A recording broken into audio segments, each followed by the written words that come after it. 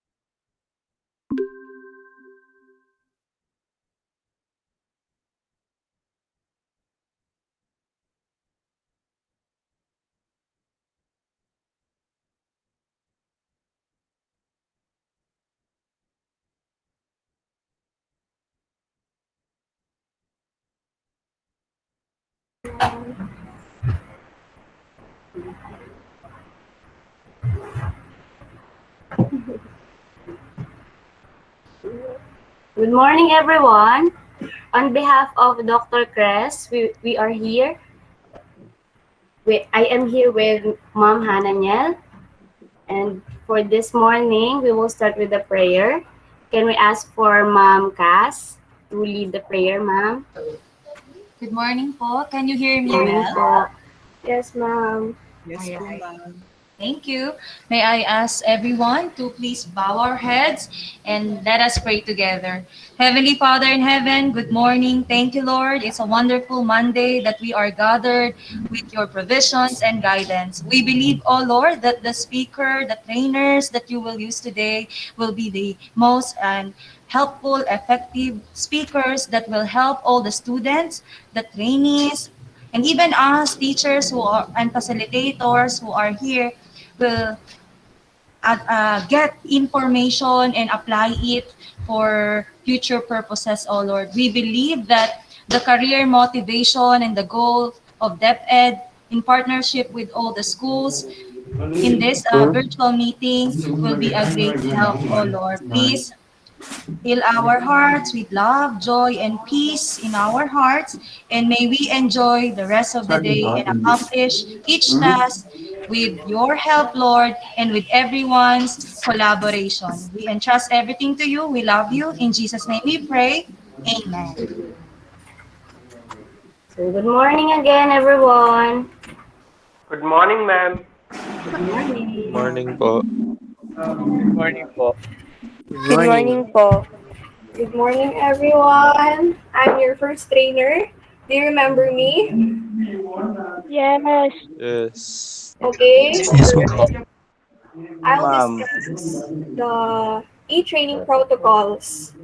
SECAP-SWDA in cooperation with Greenfield Aquaculture, Juan Ocada, and EPOS, DEP at Cavite, Province Tensa National Trade School, Good Tree International School, and Lablay Integrated Science School, Senior High School Work Immersion from Home Program Partnership. Okay, number one, please mute your microphones in joining the e-training or meeting. Number two, turn your videos on during the entire training or meeting, but to save bandwidth, this may also be optional. Do not interrupt the speaker while presenting. If you have questions, type it in the chat box and it will be addressed appropriately. Always be professional and courteous. This is an educational training event, so we are expecting you to present yourself nicely. Background, appearance, attitude, tone of voice, etc. Focus participation, avoid unnecessary sidebars and comments. There's a time for comments and feedback. Getting disconnected to the e-training or meeting, go back to the Google Classroom and click meeting link to come back. Accomplish tasks required by the trainers and be sure to follow deadlines on when to submit them. Accomplish daily narratives, accomplish the training evaluation. And lastly, SECAP-SWDA in cooperation with Greenfield Holdings Incorporated, EPOS, and One Okada Work Immersion Evaluation Sheet with grade and certificate of completion will be awarded to trainees with outputs completed. Okay, once again, good morning, everyone. Good morning po. Waiting Good for our morning. uh, Trainer. trainer, but we also want to discuss this one. Are we sharing it? Yes po. Yes. Okay. Yes, ma'am. Yes, ma'am. So for this one, this will be the program for your graduation on your completion rights. Ma'am, Dr. Kress asked us to give you this one. So she asked if any one of you can or want to be part of the program committee. Does anyone want to be part of the program committee? So ito po yung template natin for the program. But for anyone who will be part of the program committee, they are the one who can change this one. Pwede po ninyong palitan kung ano pong nandito. Kayo pong bahala. Kung sino po yung willing na maging part po ng program committee. Does anyone want to be part of the program committee po?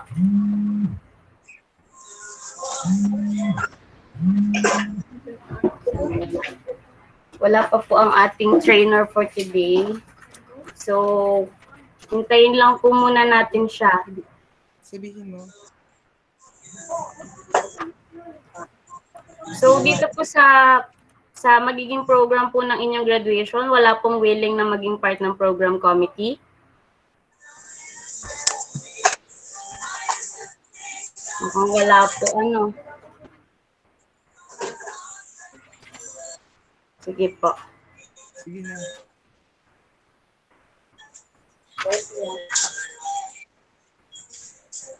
Wait na lang po muna tayo.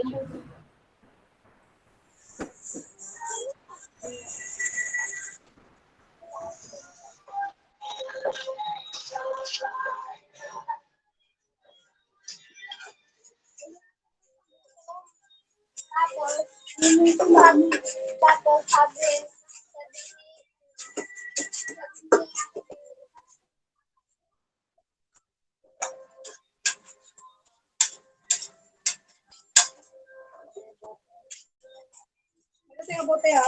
Ay, hindi pala. Wala pa pala tayo. Nabenta na pala. Hindi na bibenta.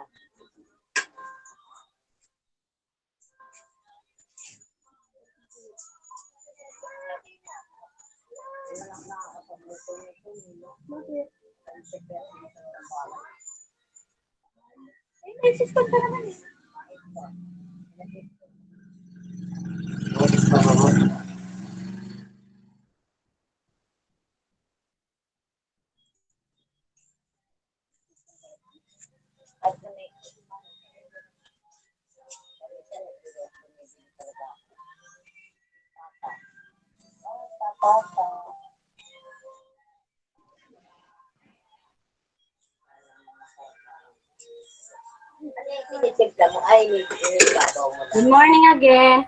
While waiting po for our trainer for today, let's discuss what is the topic yesterday. Can anyone recall what is the topic yesterday? Anyone? Jefferson? About aquaponics, phonics and aquaculture. So what is it about? About securing the food about oceans, fish stocks, and so on. Okay, so another one. What did you learn about yesterday's topic?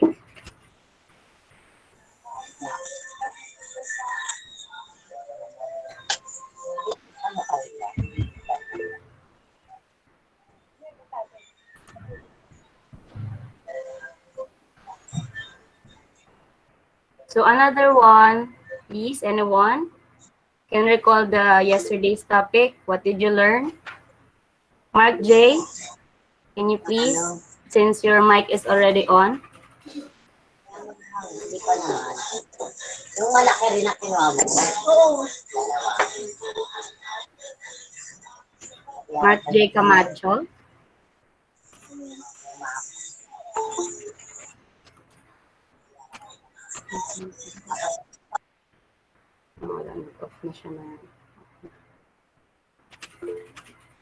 Okay, Daisy Kate, what did you learn yesterday? I've learned po that Greenfield Aquaculture and Hydroponics Incorporation is a holding corporation that establishes fish culture. So nabanggit din po kahapon yung mga species of fish po na included po dun sa project nila like salmon po, catfish, and marami pa pong iba. Okay, very good. Another one, Glessy Ann. Yes, ma'am. Yesterday, we learned about the different, yung mga matutulungan po nung gagawing system if magagawa na po siya, like yung pag-grow po ng vegetables together with the fish and the fertilization of soil and kung paano po siya makaka-apekto sa mga tao here in the Philippines as well as the local fishermen. Okay, very good. So another one. Another one po. Okay, guys, do you think it is a good opportunity that aquaculture materializing here in the Philippines? Kasi I think it's, it has in America na already, right? So what do you think, guys? If the aquaculture and hydroponics is materializing here in our country, is it good? Do you want to also be part of it? Okay. Yolanda. Haji? I think that it will be better for our country if aquaculture materialized here, because when the Q&A portion happened yesterday, I also asked the engineer or the speaker if in the law of supply and demand, how will it affect the individual? And he said that this will be beneficial for the people who have struggles or like poverty, because With the increased amount of fishes due to mass production, the value of the fish or the price will significantly decrease. Hence, will be much more affordable for people. So I think that it will be better for it to be materialized here in the Philippines. Okay, very good. Another one, another hand, please. Rolando, please. I think po ma'am it's good na that aquaponics or the aquaculture is materializing in our country because it helps our food security to be secured to avoid the shortage, and it generates jobs that will help the common people and will alleviate the pagiging mahirap po, parang ganun. Okay, very good. Tama yon. So, meron pa bang may idea? Meron pa ba na gustong mag-share ng opinion about sa pagmamaterialize nito? Another one, please. Okay, Glassy again.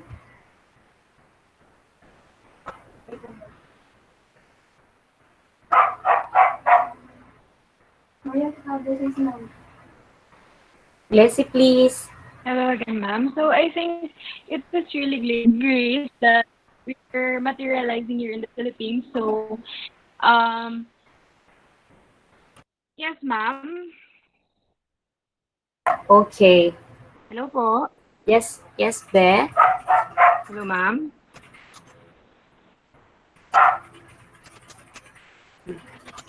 Narinig niyo na po ba ako? Yes. We can hear you. Yan, ma'am. So I was saying earlier, since here in the Philippines, due to natural phenomenon like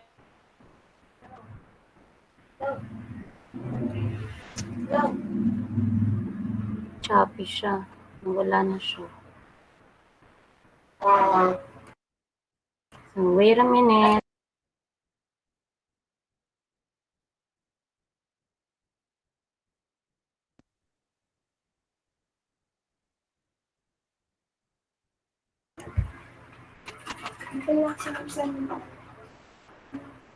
So, while we're waiting for our trainer for today, let's look at your work about the logo. Let's see.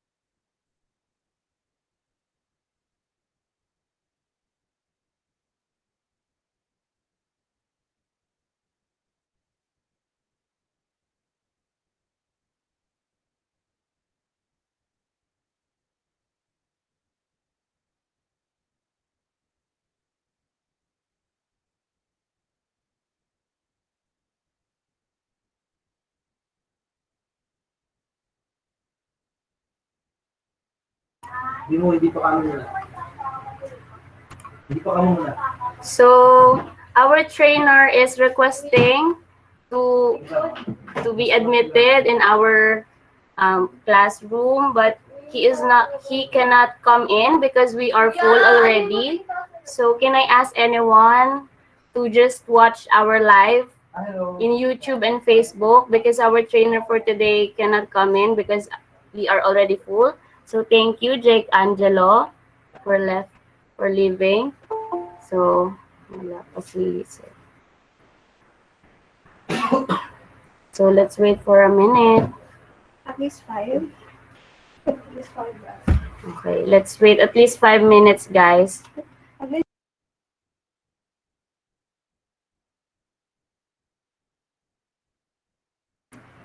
So there is already one who leave our meeting. Can I ask for 5 person to leave, please? Good morning, guys. Thank you. Another 3, please. Enjoy your day, guys. Morning.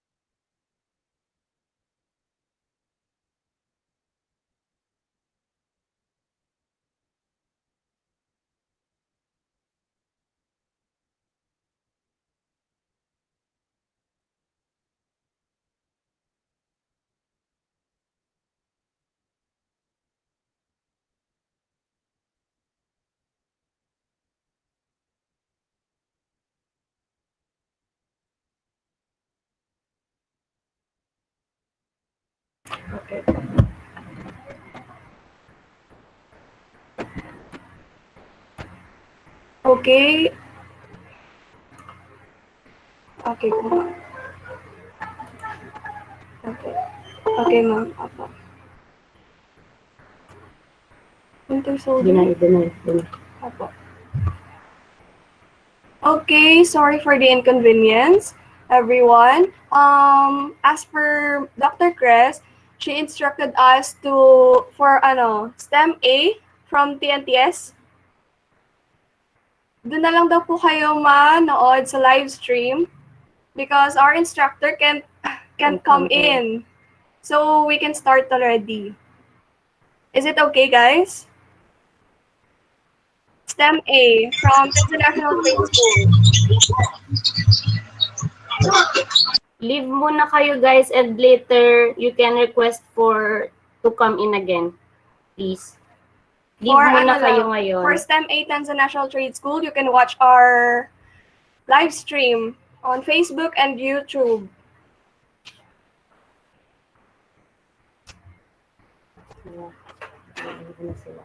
Thank you, guys.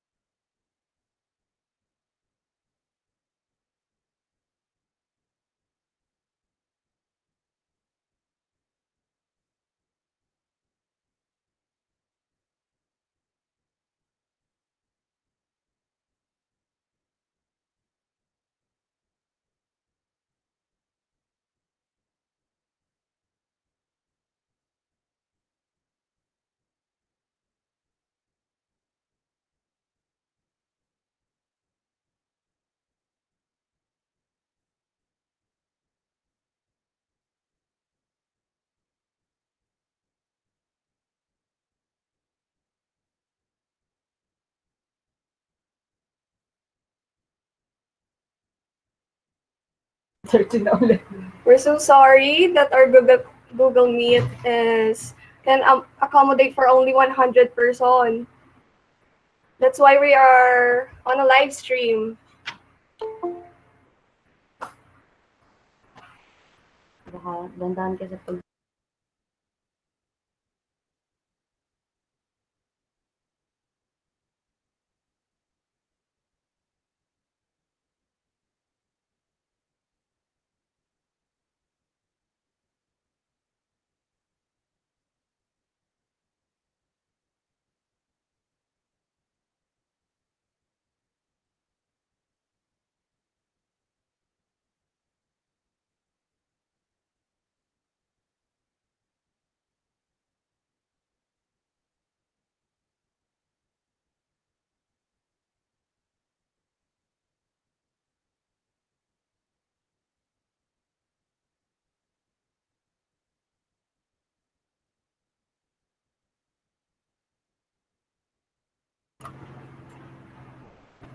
Okay, the link of our live stream is in this chat box and also in our messenger.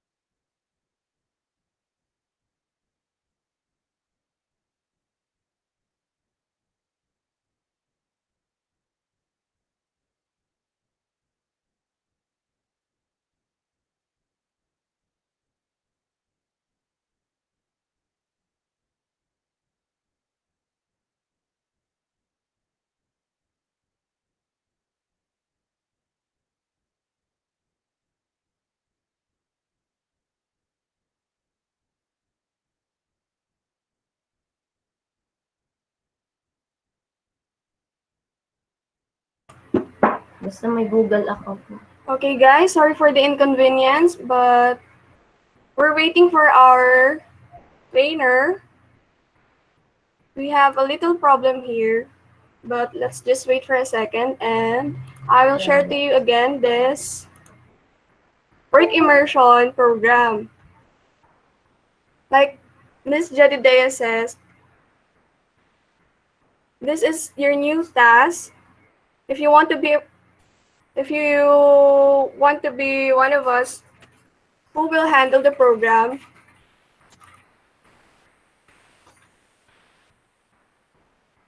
so you can see here, this will be your graduation program. Are you guys still here? Yes po, ma'am. Yes po. Yes. Yes po. Okay. Yes po. Yes po.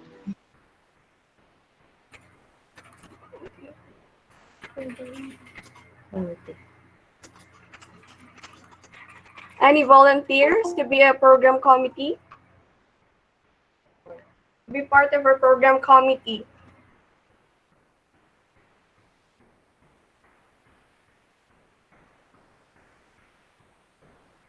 Anyone? Ma'am, can we ask lang po? Yes? Ilan daw po yung ilalagay sa program committee po? If you want to join, we will start now. We will talk about it. You have to pass your proposal, program proposal to us.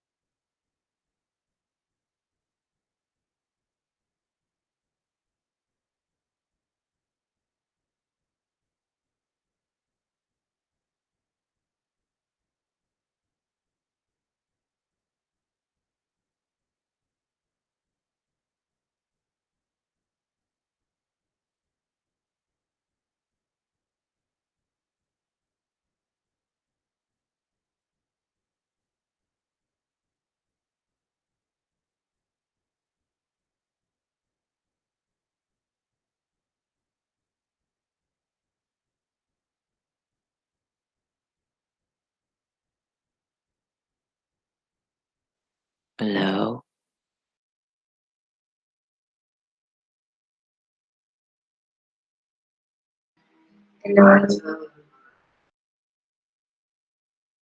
Hello?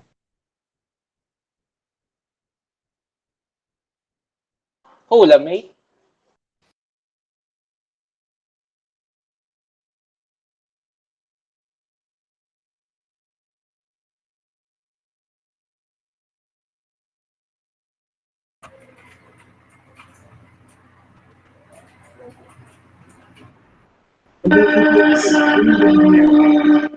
Sorry for the inconvenience. We're still fixing some technical glitches, and our Shotgun. trainer is trying to connect with us. Garden. Meron pang garden isa. Please bear with us, guys. Heaven. Okay It's lang okay po, po, ma'am. ma'am. Take your Okay time lang po, po. ma'am. Thank you guys for the Okay lang po, ma'am. Thank you. Take your time po. May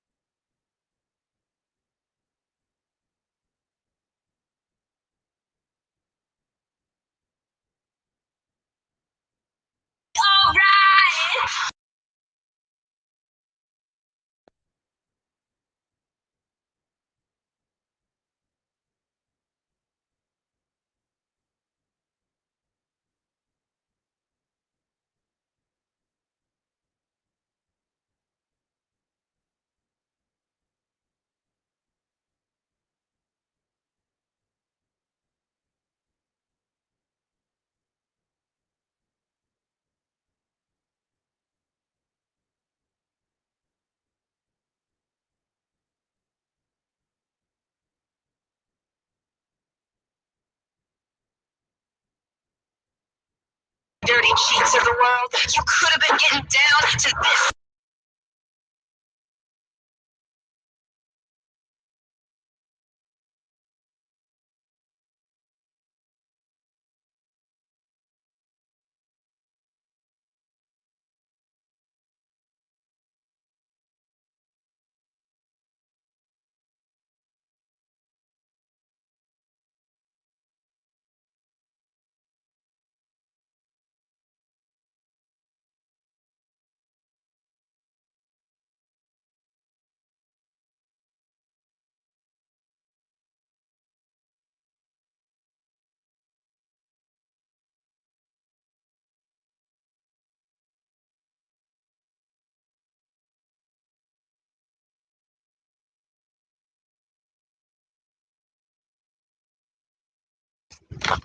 Hi.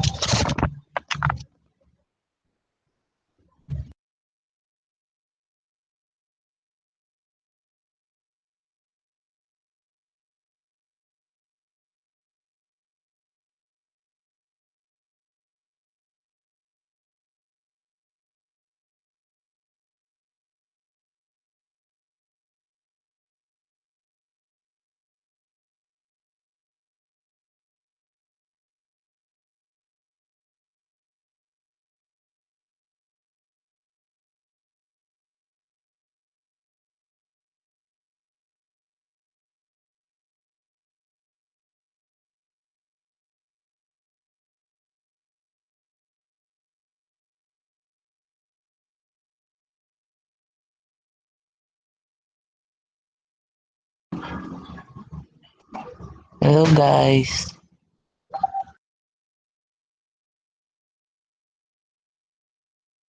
Hello po, Valerie. Hi, B. Is it okay to play music? Because it's so So it's so what? tahimik. Okay, guys, instead of music, I have a question. Let's have a little chit chat while waiting or while fixing our technical problems. In the past 5 days of training, what topic or do you have any particular favorite lesson from the training?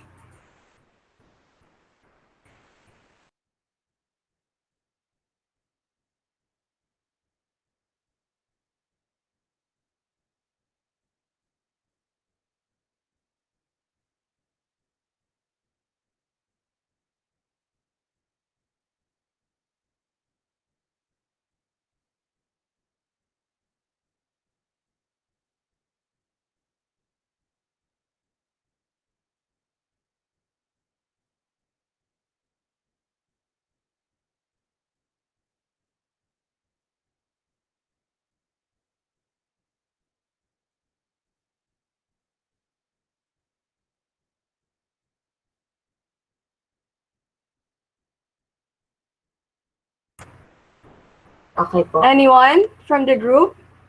You heard my question? Nice try. Hello? Are you still here? Yes, ma'am. Do you want me to repeat the question? In your 5 days of training, what particular topic or lesson is your favorite?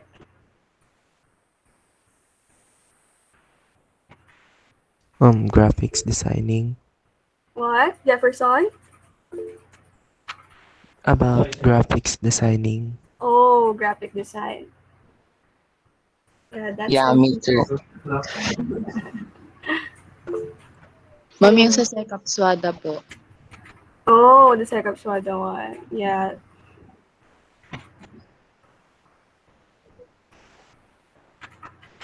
Before, winnable. That's all? You can explain more further. What caught your attention about SECAP-SWDA or graphic designing? Sila yun, Lord?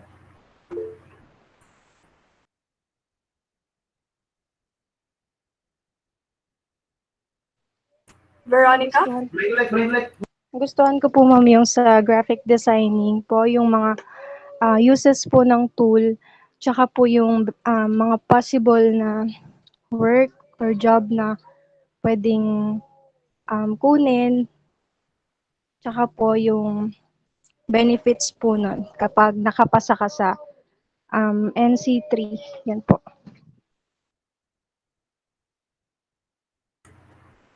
Yes. It's a good opportunity also, right? And you learn something kahit na hindi ka masyadong magaling in designing. But if you want to learn from it, you will study it right away. Apo.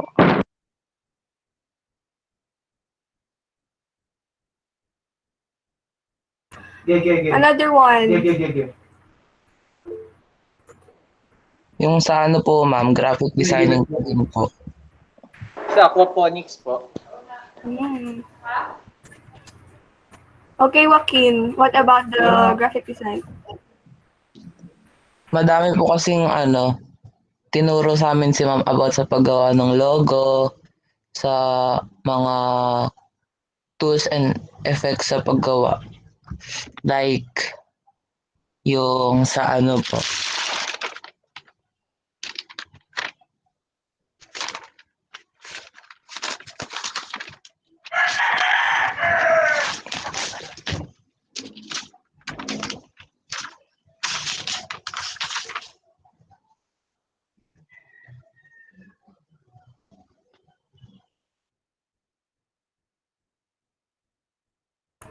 Okay, Christian.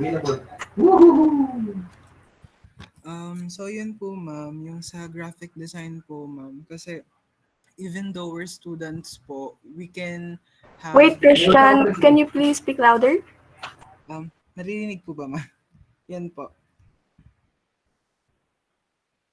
Hello po ma'am.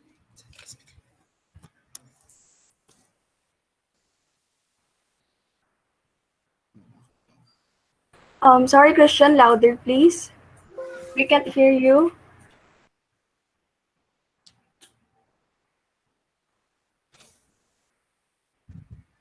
Hello po.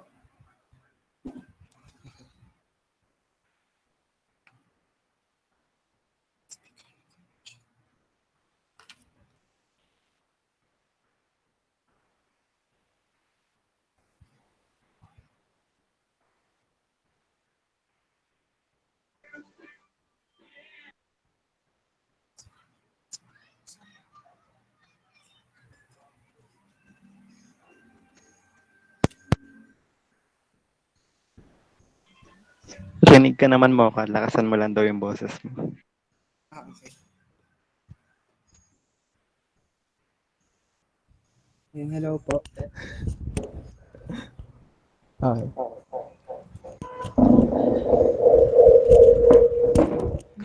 So yun po yung sa graphic design. Kasi po, even though we're students, pwede kaming gumawa po by our own kahit nasa bahay po. Pwede namin siya gawin as part-time job. Like example nga po ni ma'am is malapit ng election, so we can use the graphic design po as parang yung opportunity na rin namin to have or para magkaroon din po ng kita even though we're in the middle of the pandemic, and also it can help many Filipino people po sa gitna nga po ng pandemya, pwede silang makakuha or magkaroon ng income po. So that's why it caught my attention, and also it really yung parang yung creativity mo rin po kasi is dun po lalabas. That's why yun po yung isa sa gusto ko pong part ng lesson. Thank you po.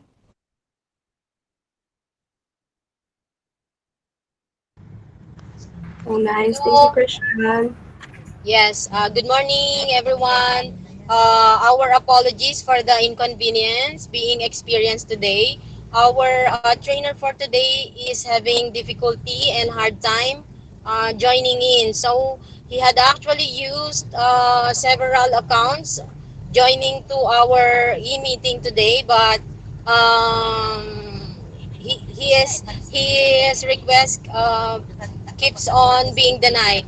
So if ever he will not be able to join in, we will just post the PowerPoint presentation that he is supposed to discuss today at our SECAP-SWDA Virtual Training Center. And we will try to maybe schedule on another day if he can still come in, maybe on our ninth day, because our schedule will only be dealing with what do you call this, output consultation. So might as well we will schedule, or we will have that day for his talk. Is it okay with everybody? Yes po, ma'am. Yes Yes po. po, ma'am. Yes po. Yeah. Yes. Everyone, we are really sorry. We are having this trouble right now. Okay. Our speaker, is he in now?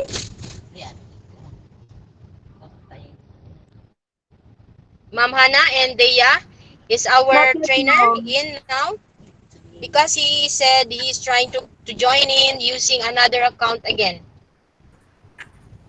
Not yet, ma'am. Wala pa pong nagre-request to come in po. Yes. Wala. Okay. So let's just have this. Okay, I'll just inform him since he cannot join in now. We will just have this topic on our ninth day. So that would be on March 11. So he will be coming back for a talk on March 11. Okay. So maybe we can just discuss now the program I had prepared there. Ma'am Hana, Ma'am Deya, please share it. Okay. So, can you see the program for our culminating activity on the 12th? Do you see it, guys? Yes, ma'am. Kita po. Okay. So, this is what we are going to do, okay? We will be needing a group. We will be needing a group to attend to this, or what we call the program committee. Okay, so we will be needing volunteers to do this. We can at least we can prepare a better version of the invitational program. So please just list down your names for those who would like to be member of the program committee, and then I will give you instructions on what to do. You know, and our program should look like all the logo of participating industries, most especially, of course, the SECAP-SWDA and the Tansa National Trade School, Good 3 International School, and also Lovelace, and the One Okada, and what else? The EPOS and Greenfield Holdings Incorporated should be included in the what do you call this? The program. So that would be our standard in doing that, and we can change the background, and of course we can apply all the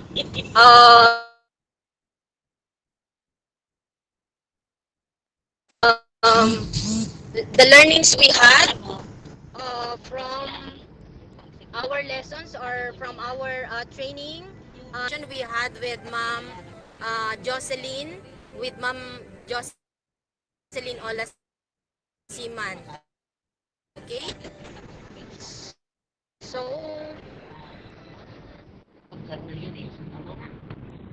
okay, so are we good at that, guys? So we will not be taking so much of your time today because our trainer for today can't really make it with us. So we will just have him on the 11th day, on our Excuse me, 11th day, ma'am. so on our ninth day, and Ma'am, that would excuse be on po. March 11th. Andito na Yes? po si Senator Luther po. Hello? Yes, Na is po. he here? Yes, Yes, ma'am. Yes? ma'am. Good morning, Very sir. good. Thank you, Lord. Okay. Please have him introduce Dea. Please introduce. Yeah, okay. Yes, Please go ma'am. ahead. Thank you so much. Let me introduce our trainer for today. He was born in Poblacion, San Francisco, Agusan del Sur, a consistent class valedictorian in his elementary and high school. He took Bachelor of Arts major in Political Science and Bachelor of Science in Business Administration major in Marketing in Mindanao State University and Iligan Institute of Technology. He was the Debater of the Year, Outstanding Philippine Army Reserve Officer, Academic Distinction Awards or Honors in 1995, postgraduate at Mindanao State University, Corporate or Business Law in 1999, and a theology graduate at World Bible School in United States of America in 2004 with certificates of recognition and honors. He became a marketing executive officer at Southern Philippines Business Ads Davao International Chamber of Commerce at Davao City from 1999 to 2001. He is the Chief Executive Officer at Greenfield Aquaculture and Hydroponics Incorporated in Metro Manila from 2009 up to present, and a Managing Director in Greenfield Aquaculture and Hydroponic Holding and Yasheng Group in Los Angeles, California, United States of America. A corporate director in many subsidiary and affiliate companies or corporations. He is also an international commissioner in SECAP-SWDA. Everyone, let's welcome Dr. Luther Gascon Meñano.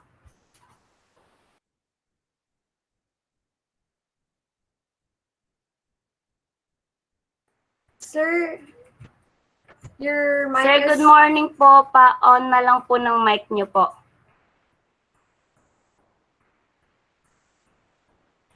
Naka-off yung mic.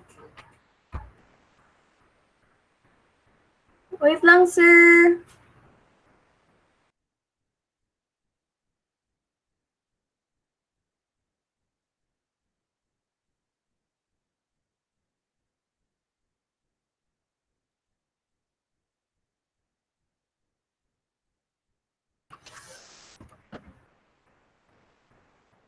Sir Luther, naka-off po yung mic niyo, sir. I see. Okay. Yan. Good morning po. Okay. Yes, good morning to everyone. How are you? We're fine, sir. We're fine po. So I feel sorry for being late, but then we are going to recoup the previous discussion about aquaculture and hydroponics. But then we are going to shortcut for the spooning. Kindly go to the spooning subject so that we can directly discuss.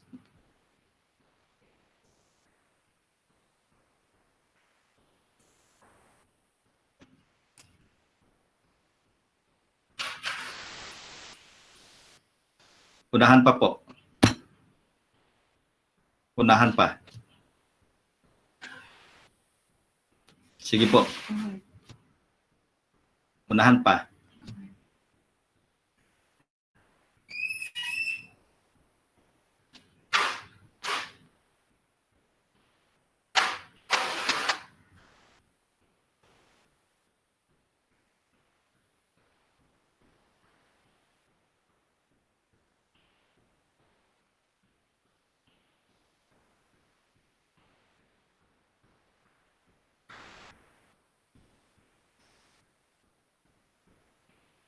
This one, sir? No, the spawning is about spawning. Unahan pa po, unahan pa.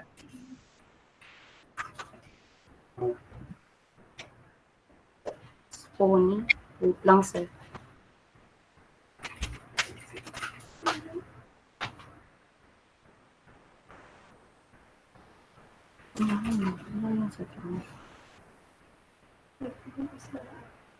Unahan pa, unahan.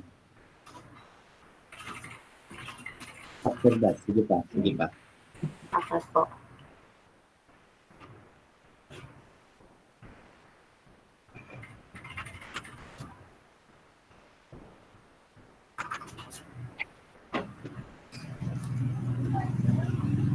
Okay.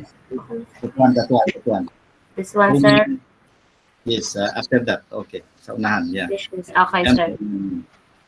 okay, we are going to discuss about aquaculture and particularly on the fishes. And as it is stipulated here that fishes are gill-bearing, just a while. Ibaba, iakyat mo po, iakyat ng konti. Okay, that one. Fish are gill-bearing aquatic craniate animals that lack limbs with digits. It is under kingdom Animalia and under phylum Chordata. There are 28,000 species of fish. They are placed in the 5 classes. The first is class Agnatha, which involve the hagfish or the jawless fish, no scale and no fins. Then the other one is the class Chondrichthyes, which is cartilaginous fishes. Then the other one is class Osteichthyes, the bony fish. And the other one is the class Cyclostomata or the lampreys. Then the Actinopterygi, the reef-finned fishes, and the Sarcopterygi, which is the lobe-finned bony fishes. So those are the 5 classes of fishes having 28,000 species of fish throughout the globe. Then we will go to the spawning and maturation. Kindly click the second presentation. Hello? That one. Okay, why is it that it is important to discuss about spawning and maturation? Because we all know that one fish, if that is already under spawn, then it has thousands and even millions of eggs. So once that will be hatched, then immediately you can have millions or even thousands in your tank. So as it is stipulated here, that spawning and maturation, it is the expulsion of gametes from the body into the surrounding water, resulting in fertilization. Fish spawns during a specified periods of the year, which coincides with the several environmental factors that are available during the said period, only called spawning. Breeding season is the entire period during which the gonads attain full maturity and spawning takes place in the population. Both male and female gonads undergo marked cyclic morphological and histological changes before reaching full maturity and becoming ripe, which is called maturation of gonads. After spawning, gonadal recrudescence may occur in the same breeding season, called multiple breeding, twice or thrice depending on the availability of certain crucial environmental factors like temperature and photoperiod, such as increase of day length.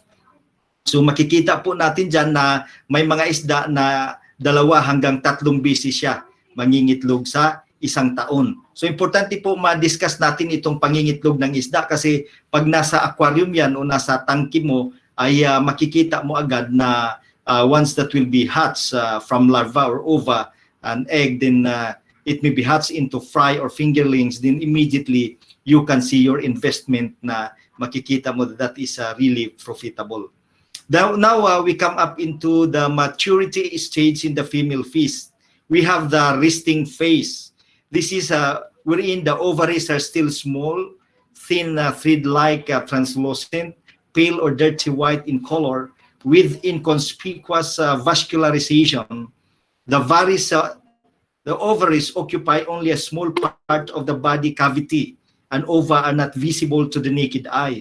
Histologically, the ovary shows oviparous lamellae, having nest of oogonia, and immature oocytes in the stage 1 and 2 are visible under a microscope. So hindi pa po makikita yan pag hindi tayo gagamit ng microscope, napakaliit pa po ng mga itlog na yan. Early maturing phase, ovaries become slightly larger, thicker, opaque, and are lightly yellowish in color. There is an increase in the weight of the ovary and they occupy nearly one half of the body cavity. Then the next is advanced maturing phase. There is a further increase in the weight and volume of the ovaries, which have a deep yellow color and occupy 2/3 to 3/4 of the body cavity. Next. The next is a maturity or a pre-spawning phase. The ovaries are further enlarged, occupying almost the entire body cavity. They are turgid, deep yellow in color, and a large number of spherical ova are visible to the naked eye through the thin ovarian wall.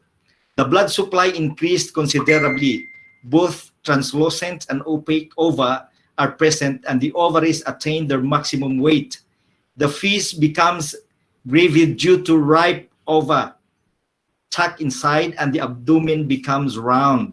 The ova are not discharged until the environment condition become favorable. Then the next is spawning phase. The ovaries are very small, much large, occupying the entire body cavity. They are turgid and yellow in color, with a large number of translucent eggs. Ovarian wall is very thin, almost transparent. Eggs are present in the oviduct also, and the fetus spawns a number of times during this period. The ovary is now said to be in running phase. Then we come up into spent phase.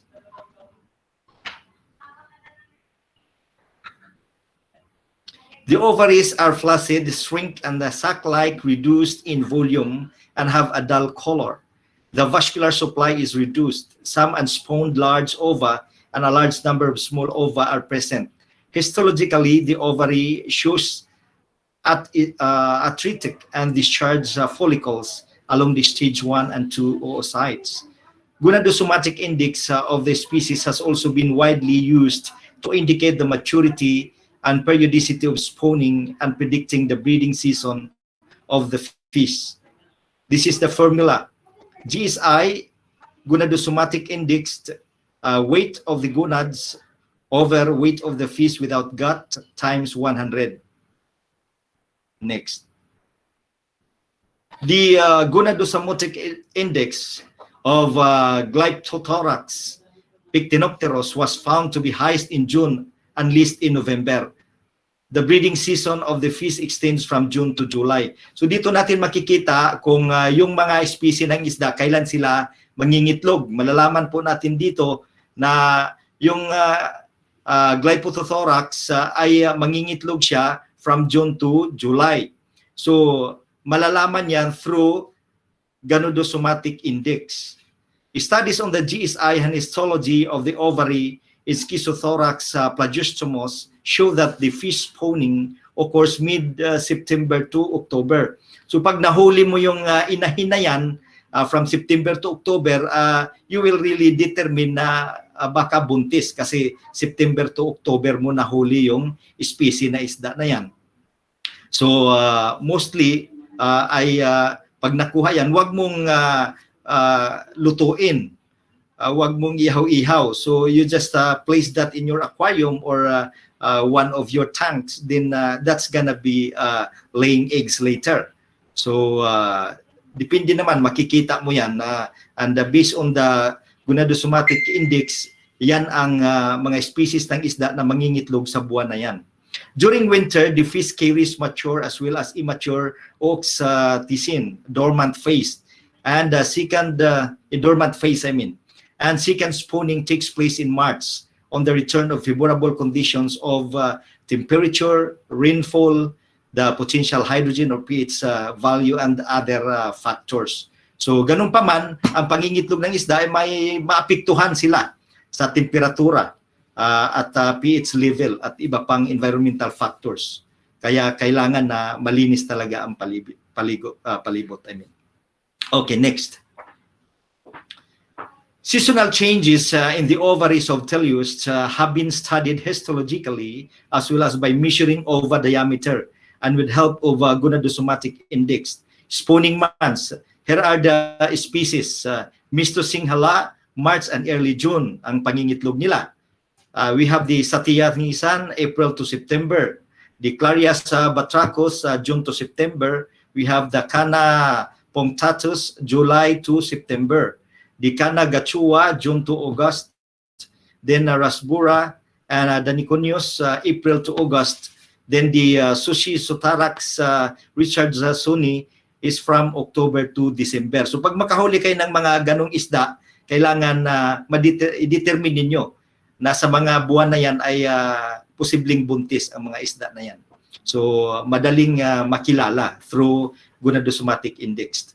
The length of the breeding period is thus extremely variable, and some species spawn only once, others twice, while still others spawn several times during a year. So iba-iba ang pangingitlog ng mga isda o pag-breed ng isda. Yung iba, isang bisis lang sila mangingitlog. Yung iba, 2 bisis, 3 bisis naman ang iba, o marami pa within 1 year round.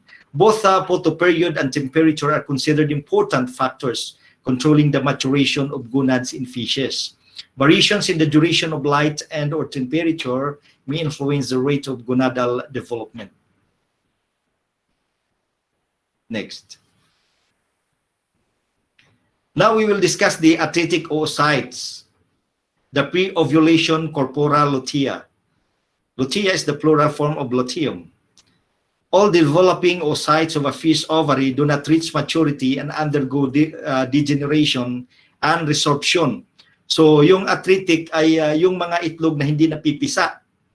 Natutunaw lang sila o nabubulok doon sa bituka ng inahin. These are known as the atretic oocytes and are conspicuously seen during pre-spawning, then immediately after spawning. It is the absence or closure of a normal body, orifice, or tubular passage such as the anus, intestine, or external ear canal. Resorption is a process or action by which something is reabsorbed. It is the absorption into the circulatory system of cells or tissue, usually by osteoclast or bone cell that breaks down bone tissue. So kaya hindi na pipisa yung mga itlog ng isda dahil na resorb siya. There was a resorption. Kaya yung ibang itlog ay matutunaw at mabubugok siya kung sa ano pa, yung itlog ng manok ay hindi siya mapipisa. So that particular egg is not fertilized. Hypertrophic atresia. As the yolk is consumed, the follicular cells collapsed, shrink, and disappear.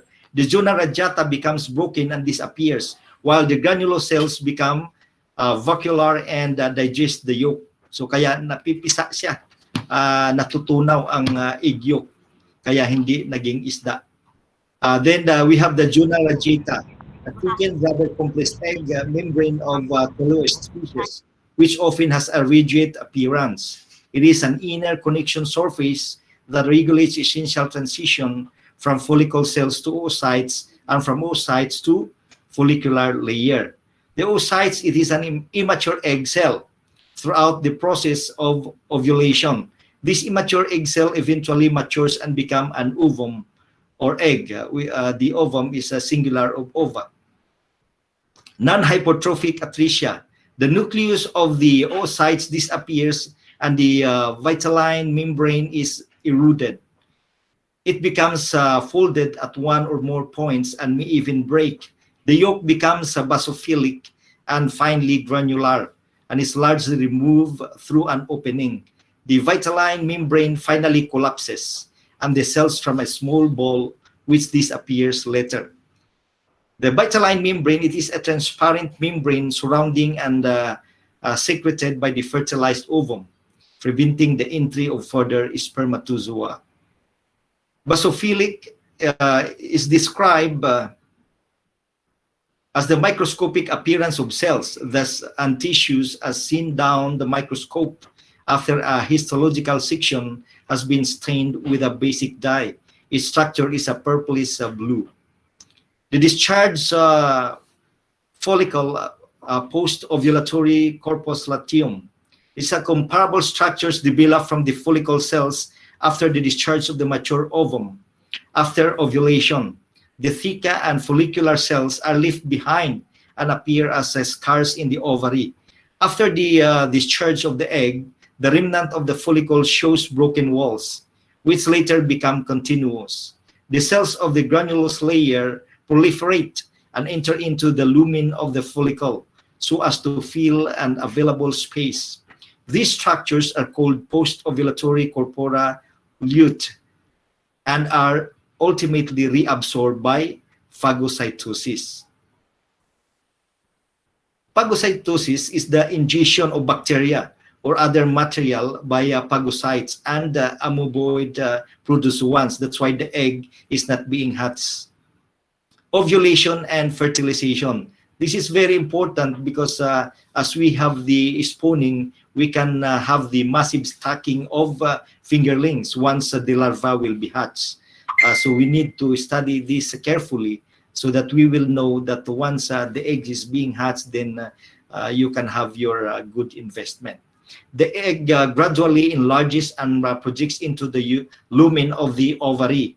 At ovulation, the follicle ruptures and the egg escapes from the aperture through amoeboid movement. In teleosts having a cytoarian ovary, the ova are discharged into the oviduct. While in those fishes which have gymnoarian ovary, the eggs are discharged into the body cavity. The muscles of the oviduct and those of the body wall contract, causing movement of the ova through the oviduct. So may dalawang ovary po ang isda. May cystoarian and the other one is gymnoarian. Kung kikita ninyo Senator, good morning. ibahan. Sir, may I? Excuse me, sir. Opo. Yes po. We have a number of Indian students with us, sir. Can you have your explanation in English so that they may also understand? Thank you so much, sir. Yeah, okay. Now, in the process of ovulation, we have two types of ovary. The feces is being divided into two types of ovary. One is the cystoarian ovary, where the ova are discharged into the oviduct. While in those fishes which are having a gymnoarian ovary, the eggs are discharged into the body cavity. The muscles of the oviduct and those of the body wall contract, causing movement of the ova through the oviduct. So that's the two types of the ovary of the species of fish. Now, with regards to fertilization, it is the external in water in majority of the teleosts, and internal fertilization also takes place in some species. Spermatozoa and eggs are discharged into water in close proximity. The sperms become very active in water and survive only a few minutes, during which the fertilization takes place, which may be controlled by several chemicals released by both sperms and eggs. So with this type of fishes, the fertilization has no direct contact with the male and the female fishes. So they will just release the eggs in the water, and also the sperms is being released in the water, and they will meet simultaneously. Then that's gonna be become a larva. Once it may become a larva, then later it may become a fingerling. But the fertilization in some species of teleost is internal, and the orogenital papilla or anal fin is enlarged or modified for the transfer of sperms. In cyprinodont fishes like Gambosia, the anal fin rays of male are modified to form an elongated copulatory organ, which is tubular or grooved, and is called the gonopodium.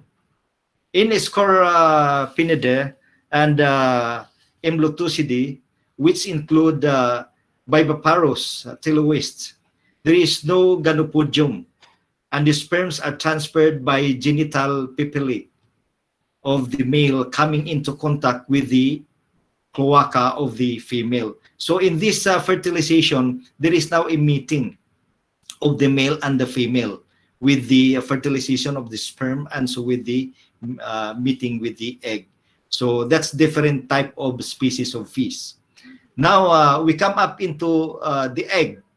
It is the number of eggs produced by a single female differs considerably and depends upon several factors like her age, size, condition, and species. The egg is generally surrounded by a shell, but when it leaves the ovary, it is enclosed in a vitelline membrane.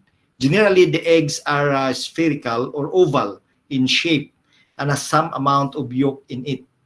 So, yan ang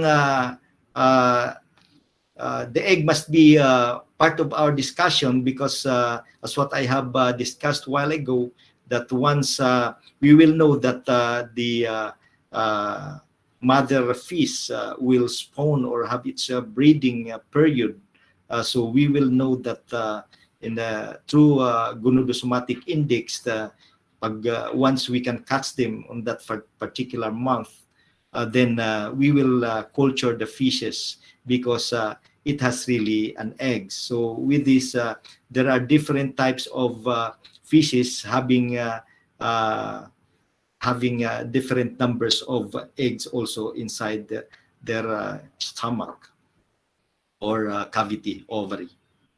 Two main types of eggs of bony fishes. We have the pelagic eggs, are buoyant and provided with a thin, non-adhesive membrane.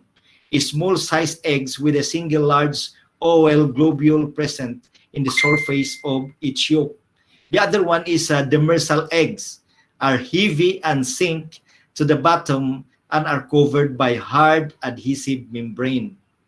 Marine fishes produce pelagic or demersal eggs, but the eggs of freshwater fishes are generally demersal. So it means eggs of the fish are demersal and the egg of the seawater fishes or marine fishes are pelagic. So that is the difference between marine fishes eggs and the freshwater eggs. Now let's discuss about fecundity. It is important to discuss fecundity because we will understand and know the number of ova that are likely to be laid by a fish during the spawning season. So we will know already how much will be the ova or eggs inside the mother fish. The number of eggs produced by a fish differs in different species and depends on the size and age of the fish. It may also differ in different races of the same species. Fecundity is a measure of the reproductive capacity of a female fish and is an adaptation to various conditions to the environment. So fecundity is now the determination and estimation of the number of eggs inside the fish. The method of estimation fecundity. So we need to know the estimates of the number of eggs inside the body of the fish, so that we can determine once it will lay egg, then we can determine how many fingerlings it will hatch later. Volumetric method. The total volume of the ovary is measured. Small pieces of the ovary are taken in the random samples from the anterior, middle, and posterior parts of the ovary, and the number of ova in each sample is counted along with the volume of the sample. The total number of ova in the total volume of the ovary is then calculated. The other one is the gravimetric method. The formalin-preserved ovaries are used. After determining the weight of the ovary, 3 small samples of 100 milligram each are taken at random from the anterior, middle, and posterior part. The number of ova in each sample is counted under a binocular microscope. The total number of ova are then calculated with the formula provided below. We have the F, fecundity. We have the S as average number of ova obtained from the 3 samples of 100 milligram each. Then we have the OW, the total weight of the ovary over 100. So our sample is 100 milligram. So we can determine and estimates the fecundity or the number of ova of a certain fish before it lay eggs. Next. Now, as per the study, here are some fecundity of some species, name of species, and we have the name of ova, a number of ova or eggs. We have the Serena M. regala, that will lay egg of 75,900 to 1,123,200. So you already become a millionaire once you can catch a Serena imbrigala having an ova or eggs with 1,123,200. If the eggs will hatch, then it may become a fry in 21 days, and in 2 months time become a fingerling. So once it will hatch, if you have 1 peso, so you have 1 million already. So we have also the labio gonios that will lay egg 47,168 to 380,714. Then the juicy and cana 273,955 to 539,168. Each spawner or the mother fish. So you see, the other one is almost more than 1 million, and the other one is 500,000. So that's gonna be a tremendous and a huge investments as to the massive stacking of fingerlings. In the fish ranging from 270 to just a while, 270 to 490 mm in length. So this is gonna be almost a 1.5 feet, 1.5 feet, 270 to 490 mm in length. Fecundity of the fish is closely related to the fish length and weight. Of course, once the length of the fish is high and the weight is also more weight, then it's gonna be expected to have more ova or more eggs inside in it. Knowledge of the fecundity of fish is useful in fishery management, and the information regarding the possible number of eggs and fry likely to be produced can be used for selecting the fish of high productivity of fish culture. So once you determine that this fish being caught from the seas or from the river, from the lakes, has a high productivity, then you can culture it immediately, like a carp. A carp having, for example, 8 kilos. So it will lay egg of 1 million. So you have now the determination that before you are going to cook that particular fish, then since it has an egg or ova, you need to culture it first and let the egg be produced and have its fries. So you may become a millionaire. Now, next. Many fishes do not care for their eggs and leave the spawning ground after fertilization. So of course, mother fishes will just lay eggs and lift it immediately, and then it will not care for their eggs anymore. But some species have evolved various methods to ensure the proper development of the eggs, which may be protected by one or both sexes. Yung iba naman, others are protected by the male and so with the female or both sexes. Some fishes prepared crude nest for lime. At first, a suitable place for preparing the nest is selected, and some species defend the place till death. Males of many species prepare a shallow basin-like nest, and all stones and pebbles are carefully removed from its bottom.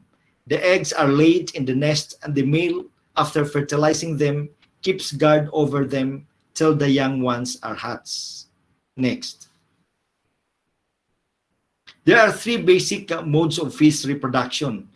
One is the oviparity, the reproductive pattern of fish in which females deposit eggs that develop and hatch in the external environment. The other one is the ovoviparity. The female fish have the embryos developed inside eggs that remains in mother's body until they are ready to hatch. So ibig sabihin nito, may mga isda pala na yung itlog ay i-discharge nila bago siya mapipisa before it will be hatched. But others, oviviparity, female fish, ay doon mismo sa tiyan ng spawner o ng isda until they are ready to hatch. The other one is the biparity, reproductive pattern in which female fish retain developing eggs inside their reproductive tract or body cavity and give birth to offspring capable of a free living existence. So yung iba buhay na. Pag dinischarge ng isda from its ovary, or cavity, body cavity, buhay na siya pag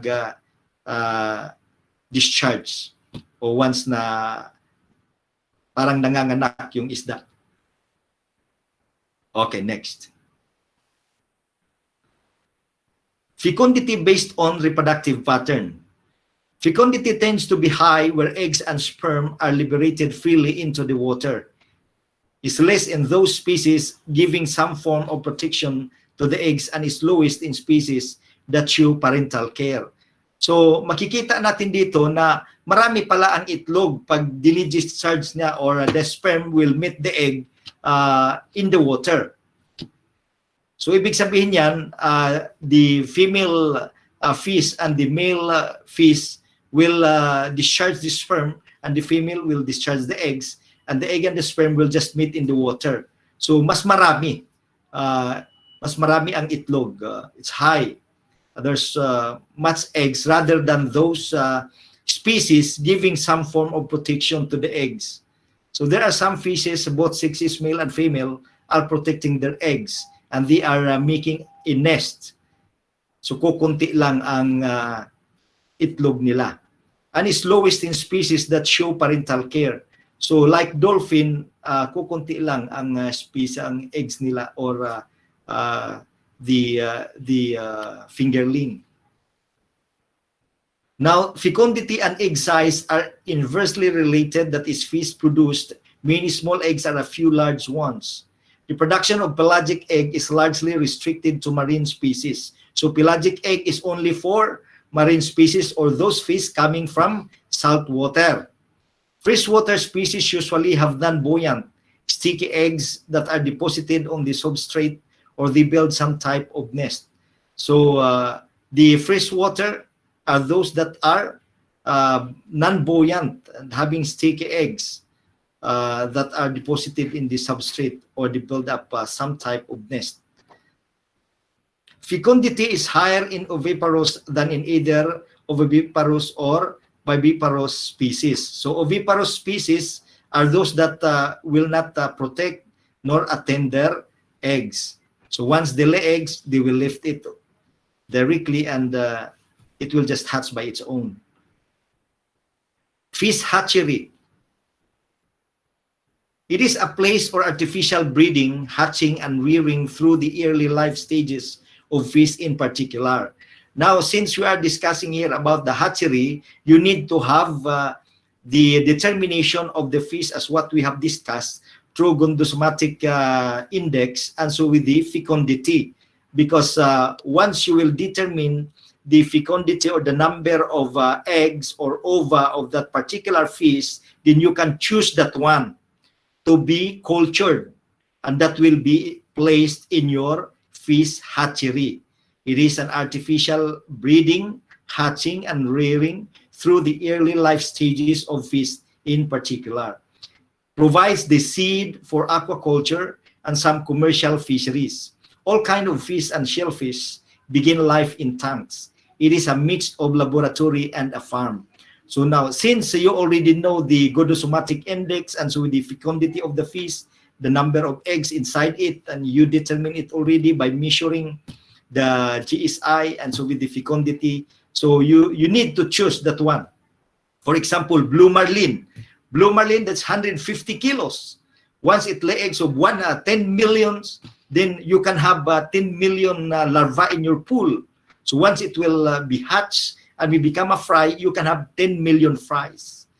2 months time, become fingerlings, then you can have 10 million fingerlings for growership. Then once it full grown, 1 kilo, 2 kilos, 3 kilos. So you can have tens of millions of kilos of blue marlin inside your pool. Provides the seed for aquaculture and some commercial fisheries. Now, hatcheries produce larval and juvenile fish, shellfish, and crustaceans primarily to support aquaculture industry, where they are transferred to on growing systems such as fish farms to reach harvest size. So in the hatchery, in the artificial hatchery, you need to have the larval and juvenile fishes. Because once that will be hatched and it become a fingerlings or a fry or fingerlings, then that will be bought by some of our growers, fish pond owners, fish cages, mariculture, and even the aquaculture industry. Fish nursery and farming. Nursery is a system where young fish fingerlings are raised for subsequent transfer to fish farms. It includes spawning, rearing, wintering, broodstock, quarantine, and isolation ponds or tanks. So in the nursery and farming system, it is a preparation of the fingerlings that are to be raised in our fish farms, ponds, mariculture, net finfish, and of course in the tank or an aquarium. Fish farming or pisciculture involves raising fish commercially in tanks or enclosures, such as fish ponds, usually for food. It is the principal form of aquaculture, while other methods may fall under mariculture.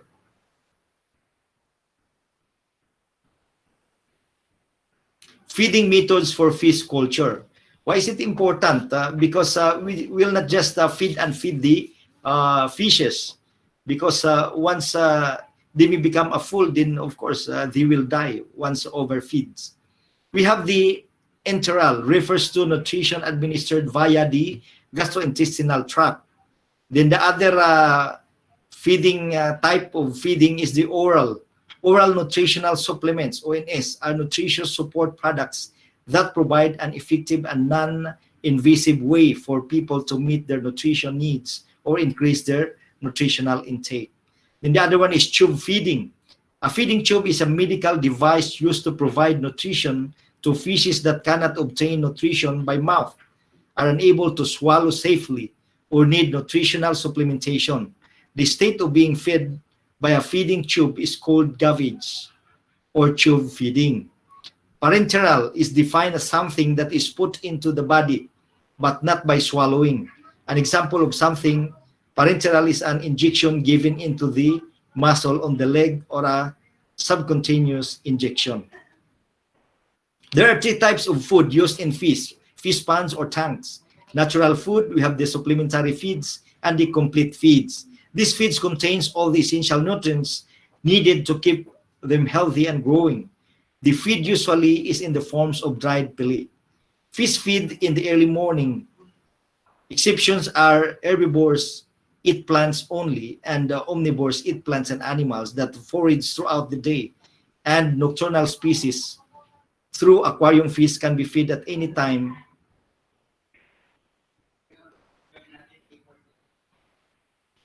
But morning and evening feedings are best.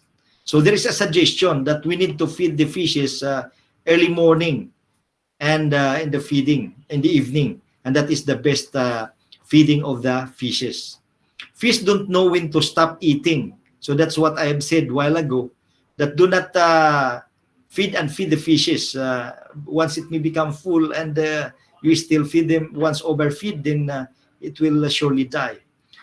Fish don't know when to stop eating. It's quite possible that they'll continue eating even if they're full. So you have to be very careful about feeding them just the right amount of food, because overfeeding may lead to different problems that can also cause the death of your fish.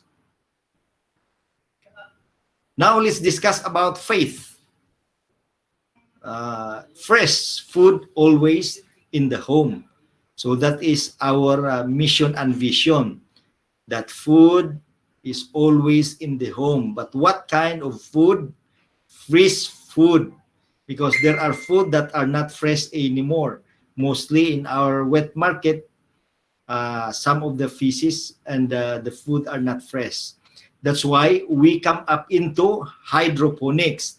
What is hydroponics? From its two root words, hydro means water, and ponics means working. This means as working water system. It is a way to skip the soil, sub indifferent material to support the roots of the plant, and grow crops directly in nutrient-rich water. There are multiple approaches to designing hydroponic systems, but the core elements are essentially the same. So we are now discussing about the plants. We finished already the aquaculture about the fishes. Now we incorporate the plants. The following are needed in hydroponics. Fresh water. We're talking primo or top quality and importance. Filtered stuff with a balanced potential hydrogen pH. Most plants like water with a pH level around 6 to 6.5, neutral to slightly alkaline. You can adjust the acidity of your water with over-the-counter solutions found at your local hardware, garden, or hydroponic store. So this is why hydroponics is acceptable and bearable, feasible. Why? Because we can easily replace a solution or find a solution from hardware, garden, or hydroponic store. Unlike in the soil, it is big problem and high time for us to find the acidity of the soil. But in the water, you can test it immediately and find a solution to make it neutral to slightly alkaline. Now we need oxygen. Don't drown your plants in traditional farming. Roots can get the oxygen needed for respiration from packets of air in the soil. Depending on your hydroponic setup, you will either need to leave space between the base of your plant and the water reservoir, or you'll need to oxygenate your container. Think of bubbles in a fish tank, which you can accomplish by buying an air stone or installing an air pump. Nutrients.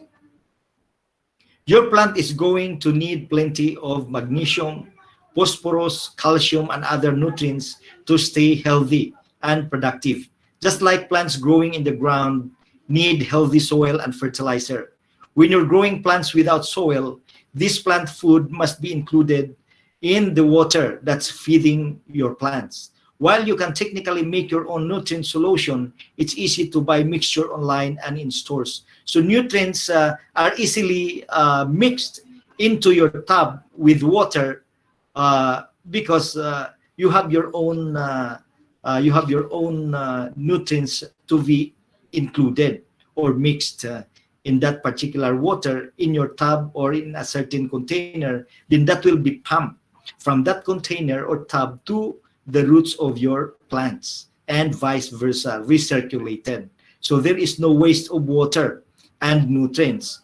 Only those that evaporated, yun lang po ang mawawala sa ating tubig. Pero once there is no leaking, so andyan lang po ang tubig. So we just need part of the water from our reservoir. Light. If you're growing your plants indoors, you might have to invest, will have a different requirement for the amount of light it needs and for the placement of lights, typically referred to as daily light integral or DLI. So that's the type of light that we need in the indoor hydroponics. Root support. Even though you don't need soil, your plant's roots still need a little something to hold on to. Typically, materials include vermiculite, perlite, peat moss, coconut fiber, and rock wool. Stay away from materials that might compact like sand or that don't retain any moisture like gravel. While there are other elements to consider as you increase the sophistication of your hydroponics farm, for instance, things like carbon dioxide supplementation. The 5 listed above are the most foundational elements of any hydroponic system. So this is now the hydroponic system. Inside you have the tank or the tub. So you are going to mix the nutrients in that particular tank with the water. So once that will be pumped to the tubes, then the roots of the plants where, of course, penetrate or have the nutrients from the water being pumped to the pipes. Why grow without soil? This seemingly subtle shift in how we make food, escaping the soil, that is actually revolutionary. It allows growers to produce food anywhere in the world at any time of the year and to net higher yields with fewer resources. grow anywhere, taking into consideration that climate change, growing seasons, and regions are in major flux right now as temperature change and growing conditions change along with them. Even in normal conditions, there are plenty of places where the ground just isn't conducive for farming, like deserts, concrete jungles, iceland, and areas that are prone to typhoon, drought, floods, and other phenomenon.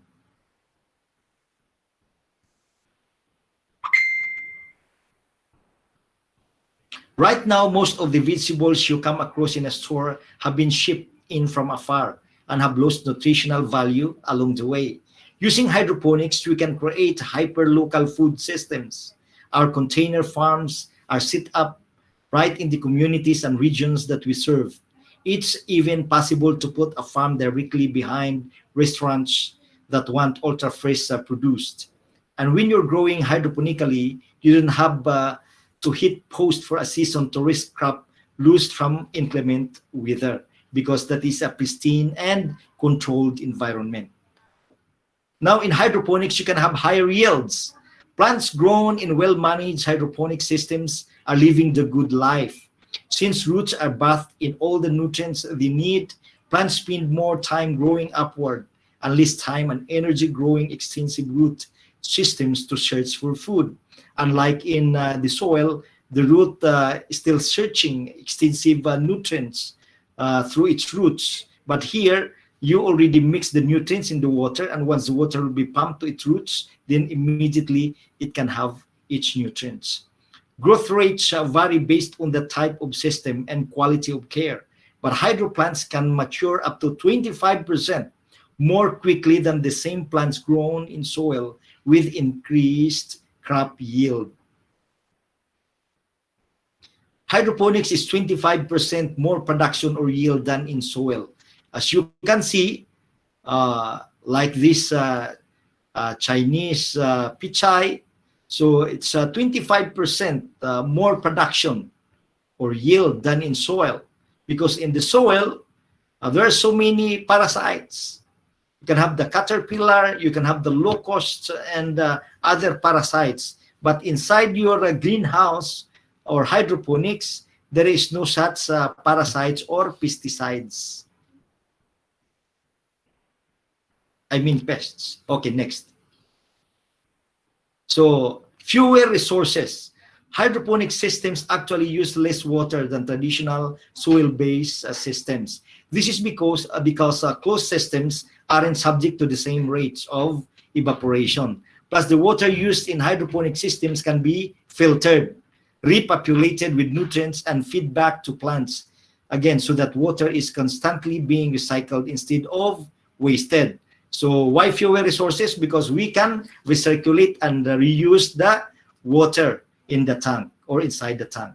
So this is the closed systems aren't subject to the same rates of water evaporation.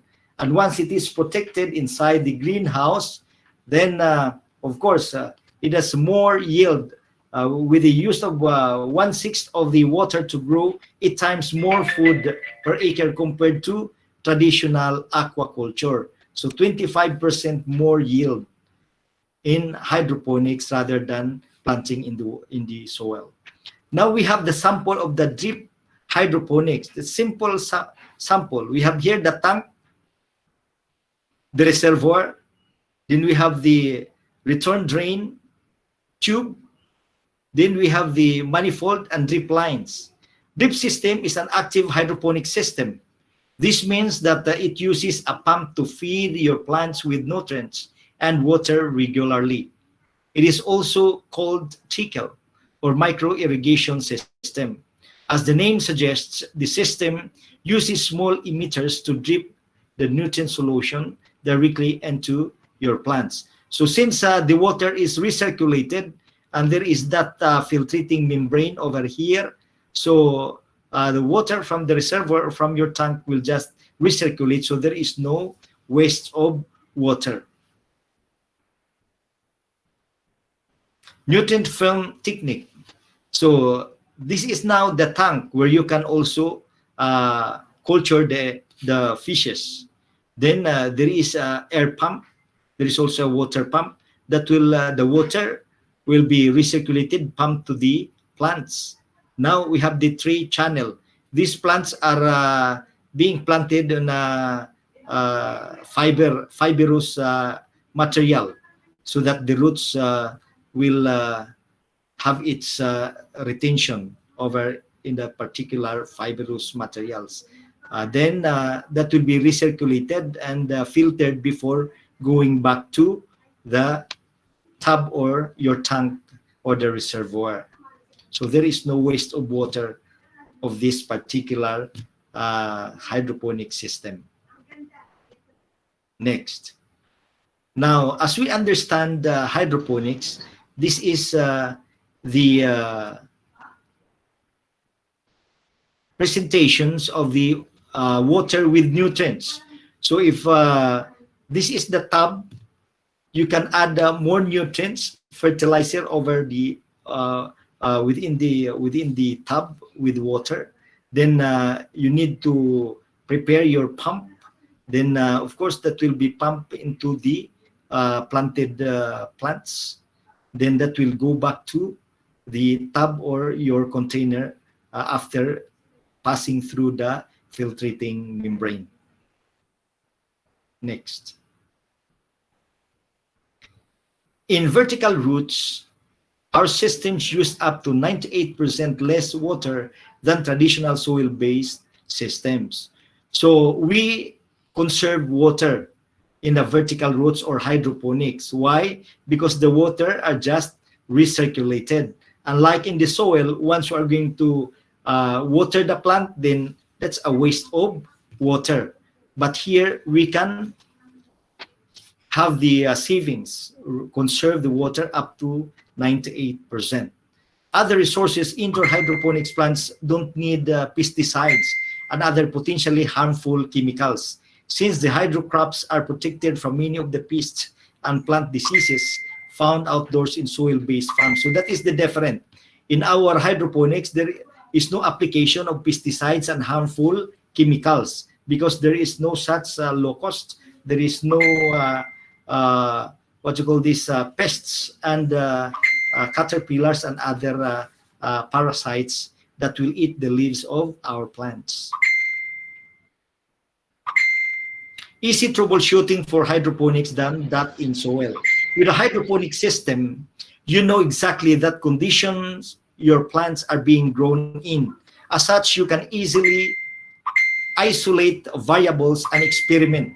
Once you find the perfect formula of light, potential hydrogen balance, and nutrients, you can replicate success without always getting hit with curveballs or causing the ball to drop.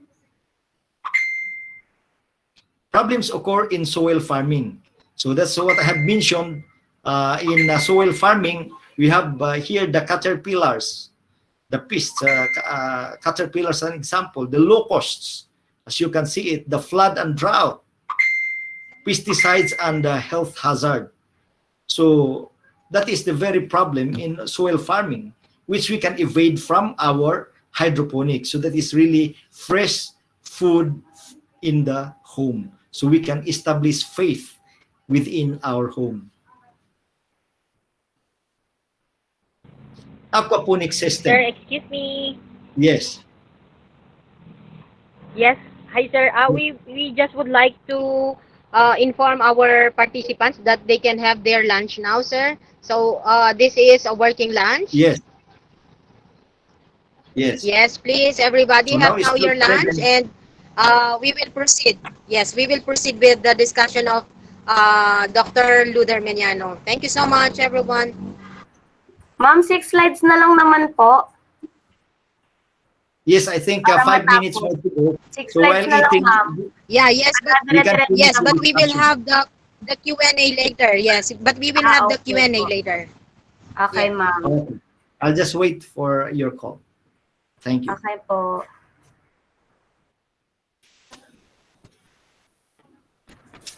You can take your lunch also, sir. Yes, yes. Thank you very much. Okay po.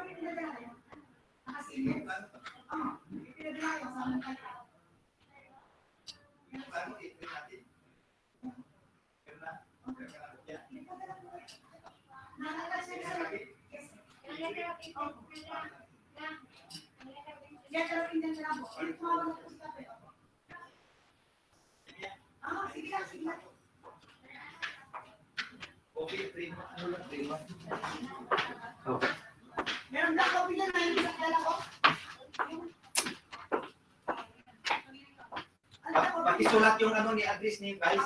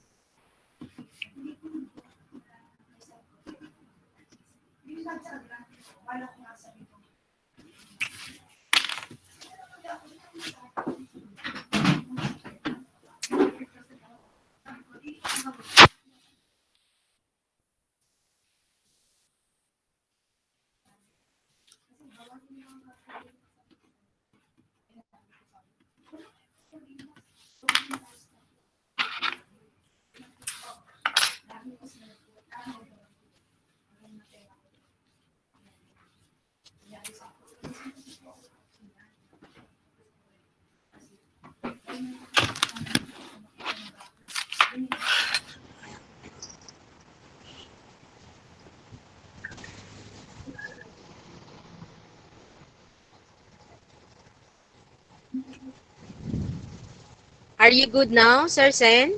Yes, opo. Okay Shall po. we continue? We may now proceed, sir. Thank you. Okay, thank you.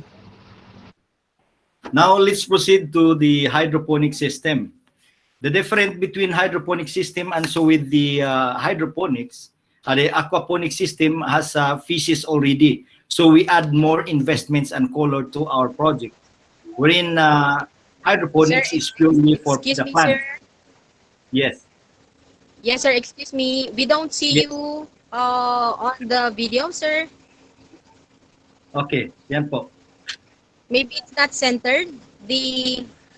Your video, sir, it's not centered. We don't see your face. Yan po, yan po. Okay na po ba? Yan. Not yet, sir. Okay naman na po, ma'am. Okay naman. Kita naman kami. Okay. Okay. Okay na po? Okay. Okay po, sir. So we'll now discuss about aquaponic system, wherein the difference between the hydroponics is purely for the plants. And now we combine both the fishes and the plants. that is aquaponic system in nature. It is a form of agriculture that combines raising fish in tanks, recirculating aquaculture with soilless plant culture, hydroponics. In aquaponics, the nutrient-rich water from raising fish provides a natural fertilizer for the plants, and the plants help to purify the water for the fish. So in this case, the waste of the fishes, and so with the feeds, the other feeds that were not eaten by the fishes, that will serve as the nutrients for our plants. So no need of putting into other nutrients or fertilizer with the water. So no need to mix the other nutrients, because the waste of the fishes are now the organic fertilizer that will sustain our plants. Then once that will be pumped to the plants, that will again be filtered, and then going down to the tank of our fishes. Next. Aquaponics, it is a sustainable method of raising both fish and vegetables. It is popular with individuals, entrepreneurs, educators, missions, and governments. Furthermore, with this type of indoor farming, you grow substantially more food with less water, land, and labor than traditional agriculture. Now here, just simply design and build your own aquaponics. This simple as the picture. So you have the tank, then you have also the pipes. Now inside the tanks, you can mix the nutrients. Then you can plant in the pipes, or even on the water with the fibrous materials. You're going to use fibrous materials. Then you can also put fishes over there as a form of aquaculture. So mixing aquaculture, culturing of fishes, and the hydroponics with the plants, so that is a combination which is now called aquaponics. So this is the design that we need to build, and you can build also your own, as long as you are going to incorporate the pumps, the container where you can mix the nutrients, or you just wait for the fishes to have their waste, and once that will be mixed to the water, that will be pumped to the plants as part of its nutrients. So that is organic in nature. So you can design your own. That's very simple. So the same procedure that we have, and the same system of the aquaponics. Design and build your own sustainable aquaponics. There you have the container where you can place your fishes. Then you can have the tubes or the pipes. Then of course you need to have the pumps. Then the plants over there in the particular tubes. So once the water will be pumped to the fibrous materials where the roots of the plants are in there, then that will be recirculated. Then the water in the tank will remain, so that the fishes will of course not be drained in that particular container. Natural and sustainable. Aquaponics is a completely natural process that mimics all lakes, ponds, rivers, and waterways on Earth.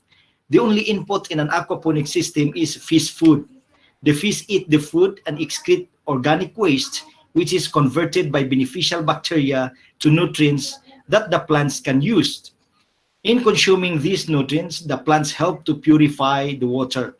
You cannot use herbicides, pesticides, or other harsh chemicals in an aquaponic system, making the fish and plants healthful and safe to eat.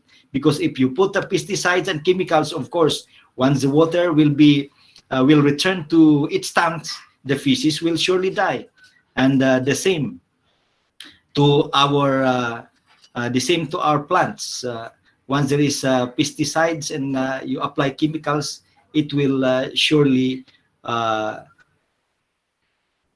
make the plants die also. Benefits in aquaculture. Now we have the benefits in aquaculture. Used 1/6 of the water to grow 8 times more food per acre compared to traditional aquaculture. That's what we have discussed, that 98% of the water will be conserved in hydroponics and aquaculture because the system is recirculated. There is a recirculation of water from the tanks going into the plants and going back to the tank. While in the water, once we water the plants outside or in the soil, it will surely be wasted. All natural fertilizers sourced from fish waters are organic. No reliance on mined and manufactured fertilizers. Efficient, sustainable, and highly productive. Produce is free of pesticides and herbicides.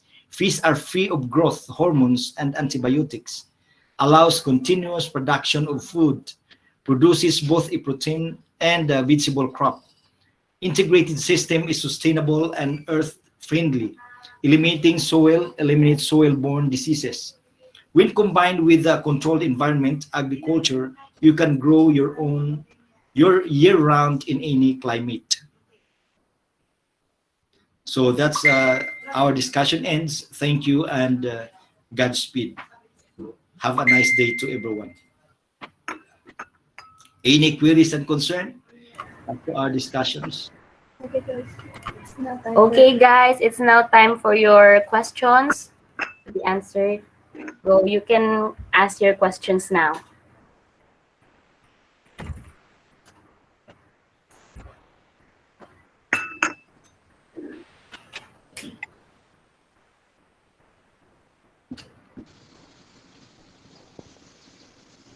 Okay, somebody raised her hand. You may air your question now.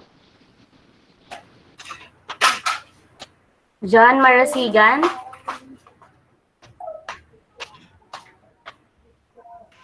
Sir, tanong ko lang po kung lahat po ba ng types ng plants or lahat ng types ng fruits or vegetable pwede po sa hydroponics? Paki-repeat po ng tanong. Rinig po ba ako? Paki-ulit.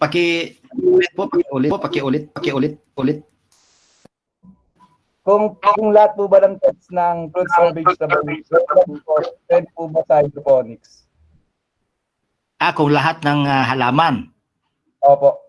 Ay pwede sa hydroponics. Opo. Or may exception po ba? Hindi naman lahat. Hindi lahat ng halaman because we will just choose some of it. And I can give you some samples like lettuce.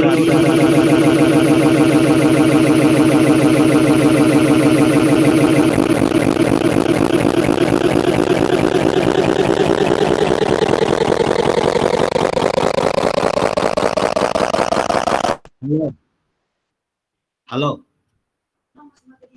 Hello. Hello. Oh, yes, sir. Hindi po lahat ng halaman ay pwede nating itanim sa hydroponics. May mga mapipili lang po gaya ng lettuce, cabbage, this one tomato, carrots, and other vegetables. Is that clear, John? Thank you po, ma'am. Thank you, sir. Next one po, Blessy Ann.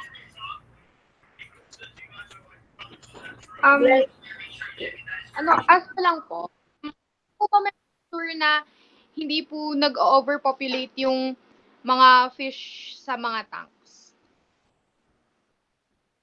Overpopulation as per se will depends on the capacity of the tanks because in our aquaculture, in 1 cubic meter of water, there is 60 to 80 kilograms of fishes.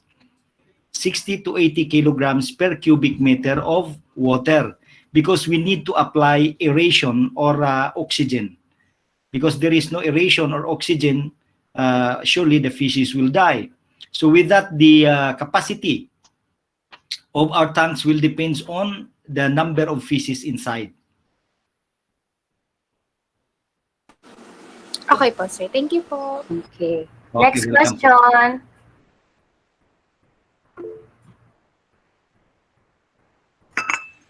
Sir, how this technology will help the poor fishermen of Philippines? Asked po by Christian Can. Now, it will really help them because we know that fishing nowadays is just, they are just focused on catching fish from the seas without culturing it, not knowing that by catching 10 kilos of carp, once it has 1 million larvae, then once that will be hatched, they are already millionaire. But they did not try to culture it. They just sell it in the market, and some are inihaw-ihaw lang nila. So it means that you have more profit once you can have this aquaponics, because once you learned already that in that particular season, as what we have discussed about gonadosomatic index and the fecundity of the fishes, the number of larvae inside, once you learn that one, and you have in your mind that once you catch that fish on that season, on that particular month, that it has millions of eggs inside, then you can place that in your tank and let it lay for the egg. And once it lay eggs, of course, that's your profit. You may become a millionaire tomorrow. Is that clear? Okay. Thank you, sir. Another question, please.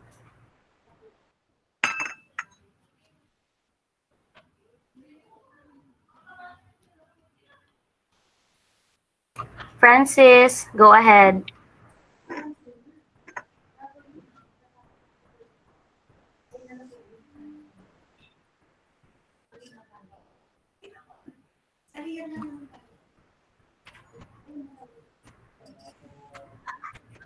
Is there another question, guys? You can raise your hand.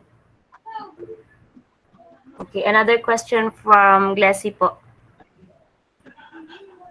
Yes po, sir. Ask ko lang po if how much would creating a tank would it cost? Since usually po, 'di ba, sa mga fishermen po around the Philippines is hindi po gaano karami yung pera nila para makapag-build ng tank. So, gaano po yung or magkano po yung magagastos nila para po makapag-build sila ng ganoong tank for culturing fish po? Now it depends on the size of your design, because if you have a design, for example, you just need a motor, water pump. That is one of the basic requirement.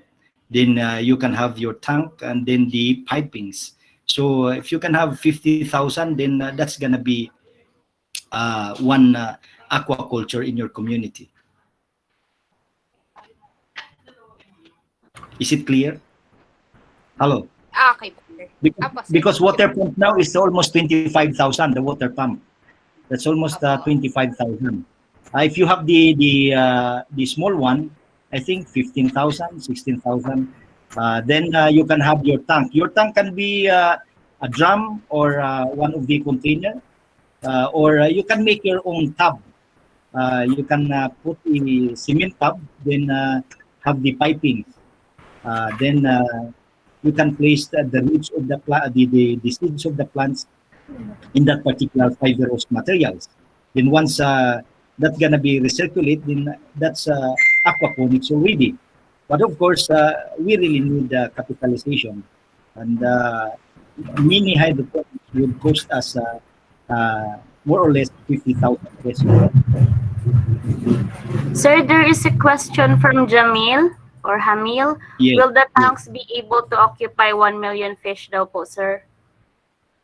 1 million fishes, of course, our one tank has only for the 6 meter in diameter, as what I have said, that 1 cubic meter of water is 60 to 80 kilograms. So 1 million fishes would mean a fry. If that is still a fry, then of course that will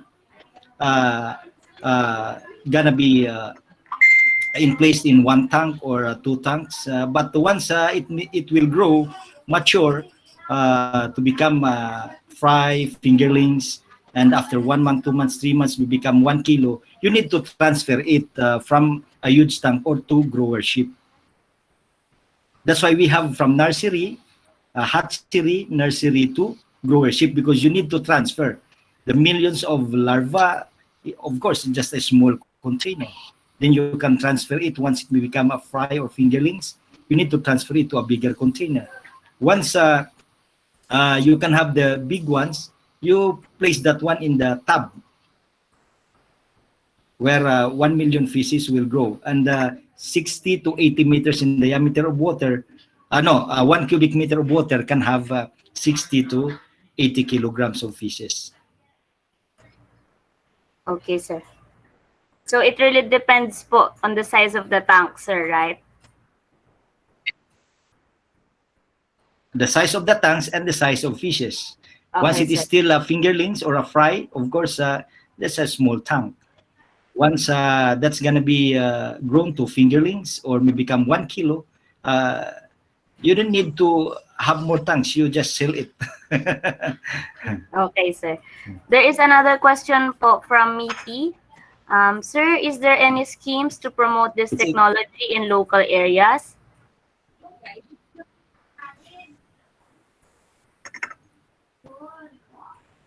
Did you hear it, sir? Not yet. No. Pardon? Is there any schemes to promote this technology in local areas daw po? Yeah, as what I have presented, that you can have your own design. You can have your tank, either a tub, a cement, or a drum, or a container. Then you just put a tube going into the plants with the pipes. Then inside that pipes, you can place fibrous materials. Yung sa atin, kahit yung fiber of the coconut husk can be. But mostly, yung iba ay yung foam na ang inilalagay. So doon nila nilalagay yung seeds para tutubo doon sa foam at may kakapitan yung ugat niya doon sa foam or fibrous materials. Then in the community, say for example, since as 50,000, you can have kayo, mga estudyante, 50 kayo. So you can contribute 1,000 pesos. So you can have your own mini aquaponics where the fishes will lay egg. Maghanap kayo ng isang inahing isda na may buntis na yung isda, din paitlogin nyo sa tangke. Pag nangingitlog yun ng 1 milyon, wow! Hati-hati na kayong 25 o 50 estudyante. Hati-hati na kayo doon based on your contribution. Pag napipisa yun, magpiso-piso ka, so you can have 1 million peso. Once it may become a fingerlings, mag 5 pesos na, it may become 5 million. So in that mini aquaponics in that particular barangay, you can start with your own design. Yung tatlo lang naman ang importanteng materials. You have the drum or the pan or the tub. Number 2, you have the pump. Number 3, you have the pipes. And of course, the aerator that will supply oxygen to the fishes. Thank you, sir. So in terms of promoting, they can start with themselves, di ba, sir? Yeah, they can start. Ang nakita ko dito is 54. Yes, sir. 54. So, sitig 1,000 pesos, you can have your own mini hydroponics at 1,000 pesos each.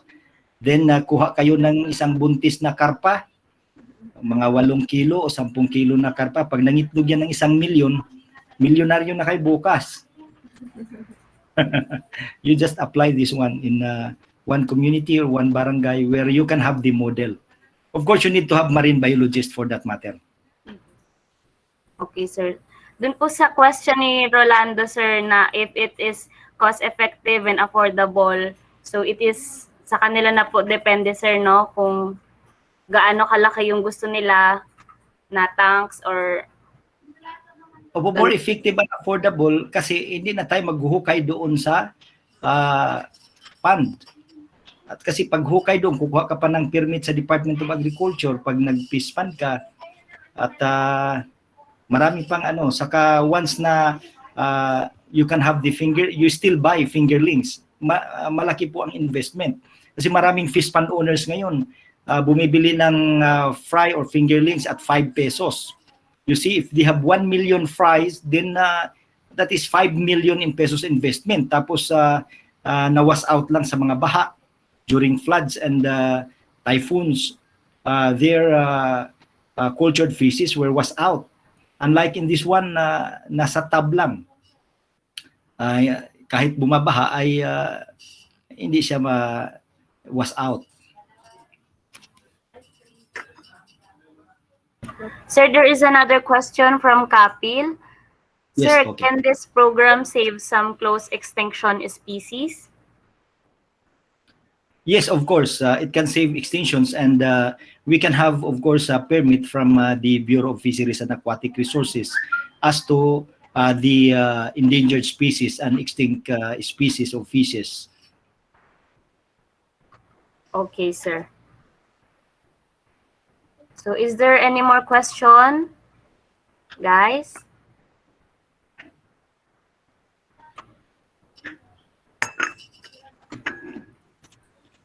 I think there is no more question, sir. From Francis Edic, go ahead. Hello po, Sir Luther. I'm Francis Edic from Goodyear International School, STEM student. So, as you have said earlier po na not all plants or vegetables can be put in those tanks. So, may I ask, sir, what are the qualifications for the plants to live there longer? Mostly of the plants are vegetables, and of course, like orchidarium, orchids are also part of our hydroponics because it only needs waters. So mostly of the vegetables are lettuce, cabbage, pichay, tomato, and other vegetables. Plants, of course, we cannot make it 100% because there are mango. It cannot be planted in hydroponics, of course. Coconut is also a plant. So that's why my answer is not all plants can be planted in our hydroponics. Am I? Is Okay, it sir. clear, Thank you Francis? po. Okay. Thank you po. So another question, sir, from Angelina. Sir, does building up aquaponics need some documents for it to be legal? Actually, for a mini aquaculture, no need to have a permit. But once you need to have the extinct or endangered species, you need to have a permit from Bureau of Fisheries and Aquatic Resources for it to thrive, because you will be penalized by the DNR or the BFAR once you are going to culture extinct or endangered species. But as to the permit and licensing, no need to have a permit and licenses, because that's only a tub or a container. Then you can have the pump and so with the pipings. But once it can encroach your neighbors or something is being bothered, then you need to have a permit for it. Okay, sir. Is it clear, Angelina? Is there any more question? I'm from Jake. Go ahead, Jake. Sir, ang ano lang po kasi sa akin is, di ba po, technological advancement hinders the traditional working ng mga tao. So, how can you handle po sa fishermen? Like, nakikita ko po kasi, yung hydroponics is maghihinder sa fishing ng mga fishermen na gusto na traditional fishing yung gawin nila. Paano nyo po ma-handle yung mga taong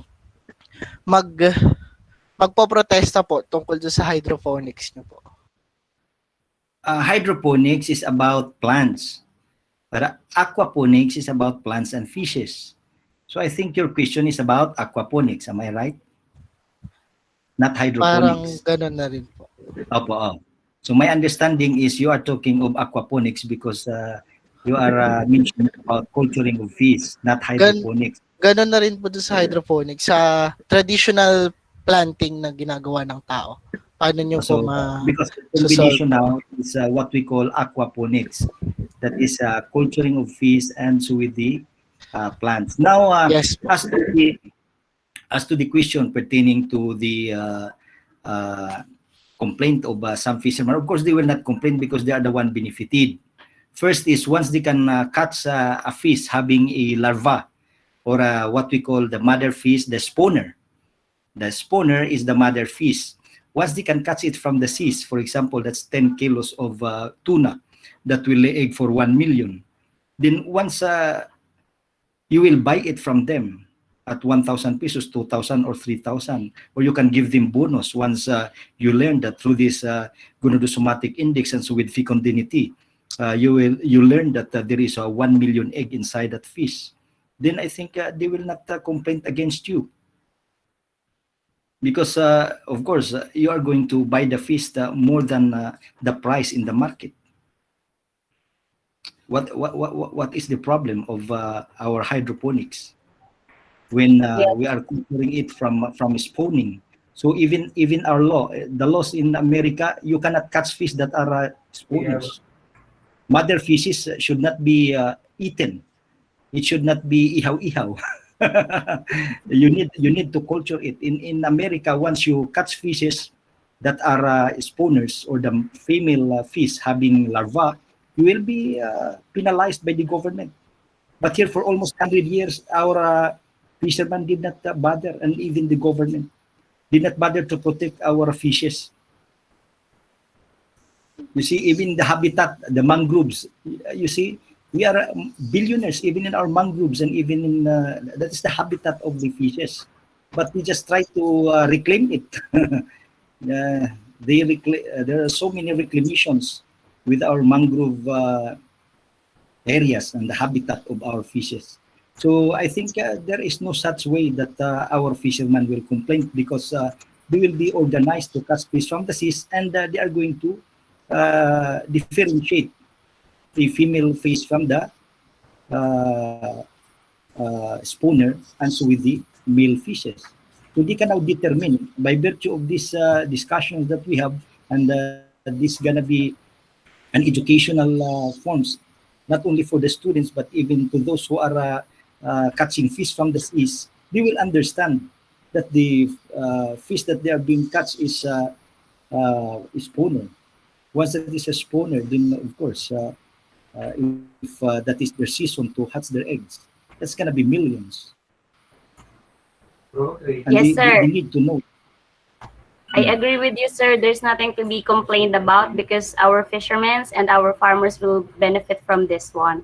Right, sir? Yeah. On the other hand, our government must see to it that there is a law providing for that purpose, because for almost 100 years we just eat the spawners. Yung mga inahin na nangingitog ng milyon-milyon na nagbibigay sa atin ng ulam araw-araw ay kinatay pa rin nila. So kung sa atin yan ay napakatindi ng ng ating bansa na walang batas na isinusulong patungkol dyan na we need to protect the spawners. Yes, sir. Sir, there's another question from Miti. Okay. Is there any disadvantages of this technology, sir? Of course, there are some advantages and disadvantages. And disadvantages, if you have no money or capital, you cannot put up this aquaponics because you need to have a capital, of course. So that's the beginning of your business. But we all know that business is business. That's the only way how I think of, because as to the disadvantages of its yield, the uses of water, there's no such disadvantage against putting up your money or investing your money and planting in the soil, because as what we've learned, there are so many pests, and then you're going to apply chemical pesticides, and that is harmful to human health and hazard. So unlike this aquaponics, that's healthy. We are establishing fresh food always in the home. So that's gonna be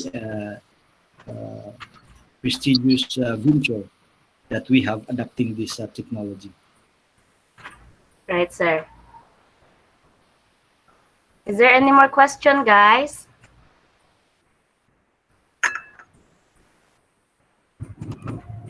No more question? I guess there's no more questions, sir. Thank you so much for your time. Thank you so much po, Okay, sir, you're for your welcome. informations. Thank you po. Welcome everyone We're and so, Godspeed. we are so honored po, sir, that you are part of this virtual training po.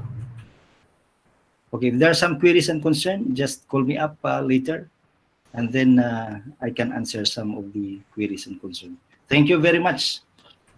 Thank you so much, sir. Okay, bye-bye. Thank you, sir. Welcome. sir. Sir, may Welcome. pahabol. Last na po. Opo. What about the price of the products made by this project, sir? Will it be more pricey than what traditional farmers or fishermen offer since you use advanced technology to operate? No, advanced technology, but it is just easy as what I've mentioned. Rather than buying a farm, then buying a tractor, planting it in the field, rather than here in your community, you can have just 1 acre, then you can establish your pond or a tub, then you just buy a motor and have a recirculation processes. Then as for the foam or the fibrous materials, you can have organic, even from the coconut fiber. You can use that so that the root of the plants can hold on to.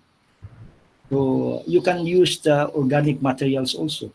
And number two, you will not use any more fertilizers, because the waste of the fishes inside your tank or the tub will fertilize will be the one to give nutrients to the plants. So that's how it works. So there will be a minimal maintenance once you can establish your mini hydroponic system. So in short, sir, the price will be the same as the price of those products in the market, sir. You are talking about the produced, Yes, sir. the yield.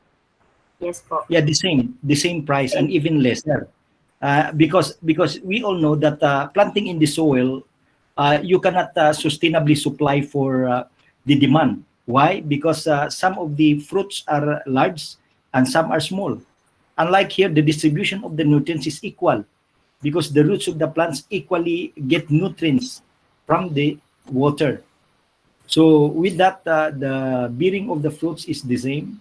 So it has an advantages as to the marketing of products.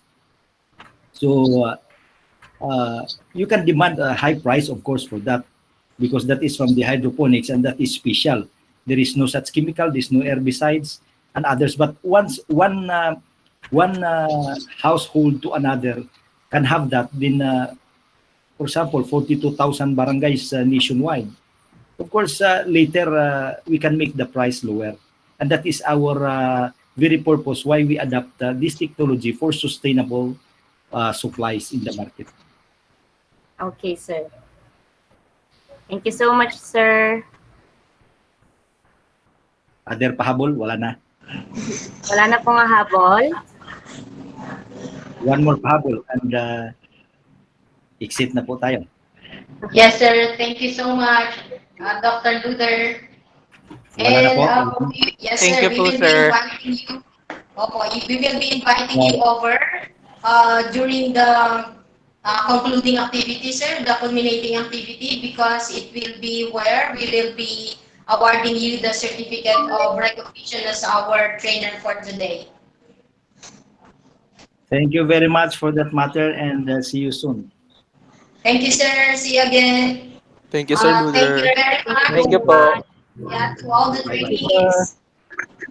See you all again Thank you po, tomorrow. sir. God bless everyone. See you God bless. tomorrow Po, po, ma'am. Sir Thank you Luther. po. Thank you po. Thank you po. Bye-bye po. Thank you po. Thank you, Sir Luther. Happy lunch. Bye-bye po. Sir, God bless you, sir. Welcome. Welcome you all.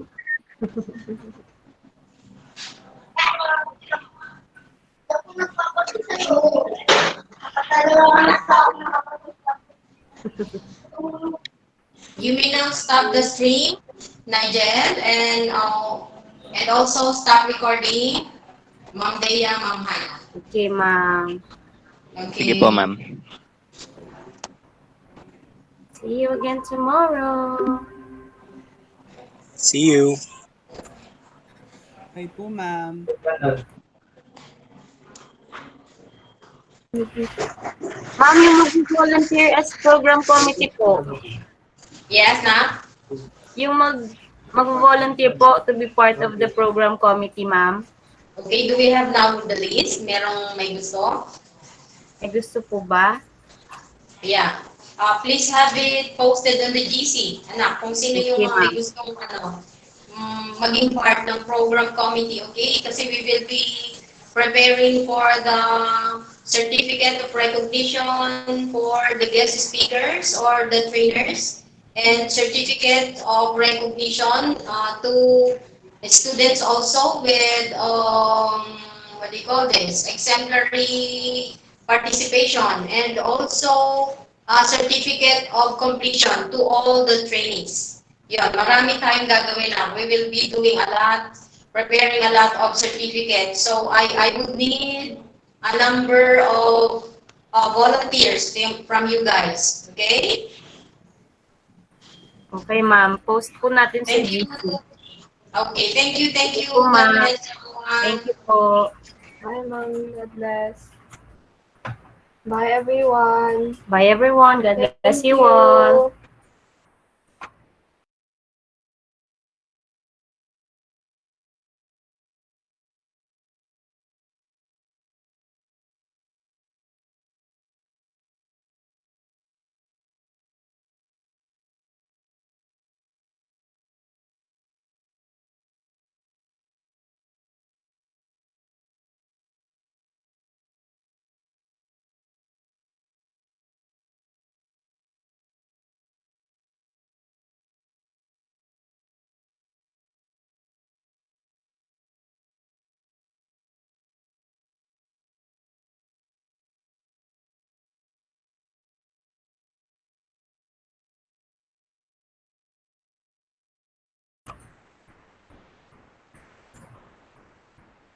Tulog pa po ba kayo? Pwede na po kayo mag-leave.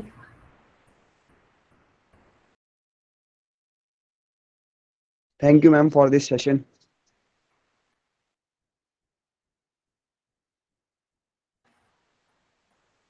Bye, ma'am. Thank you po.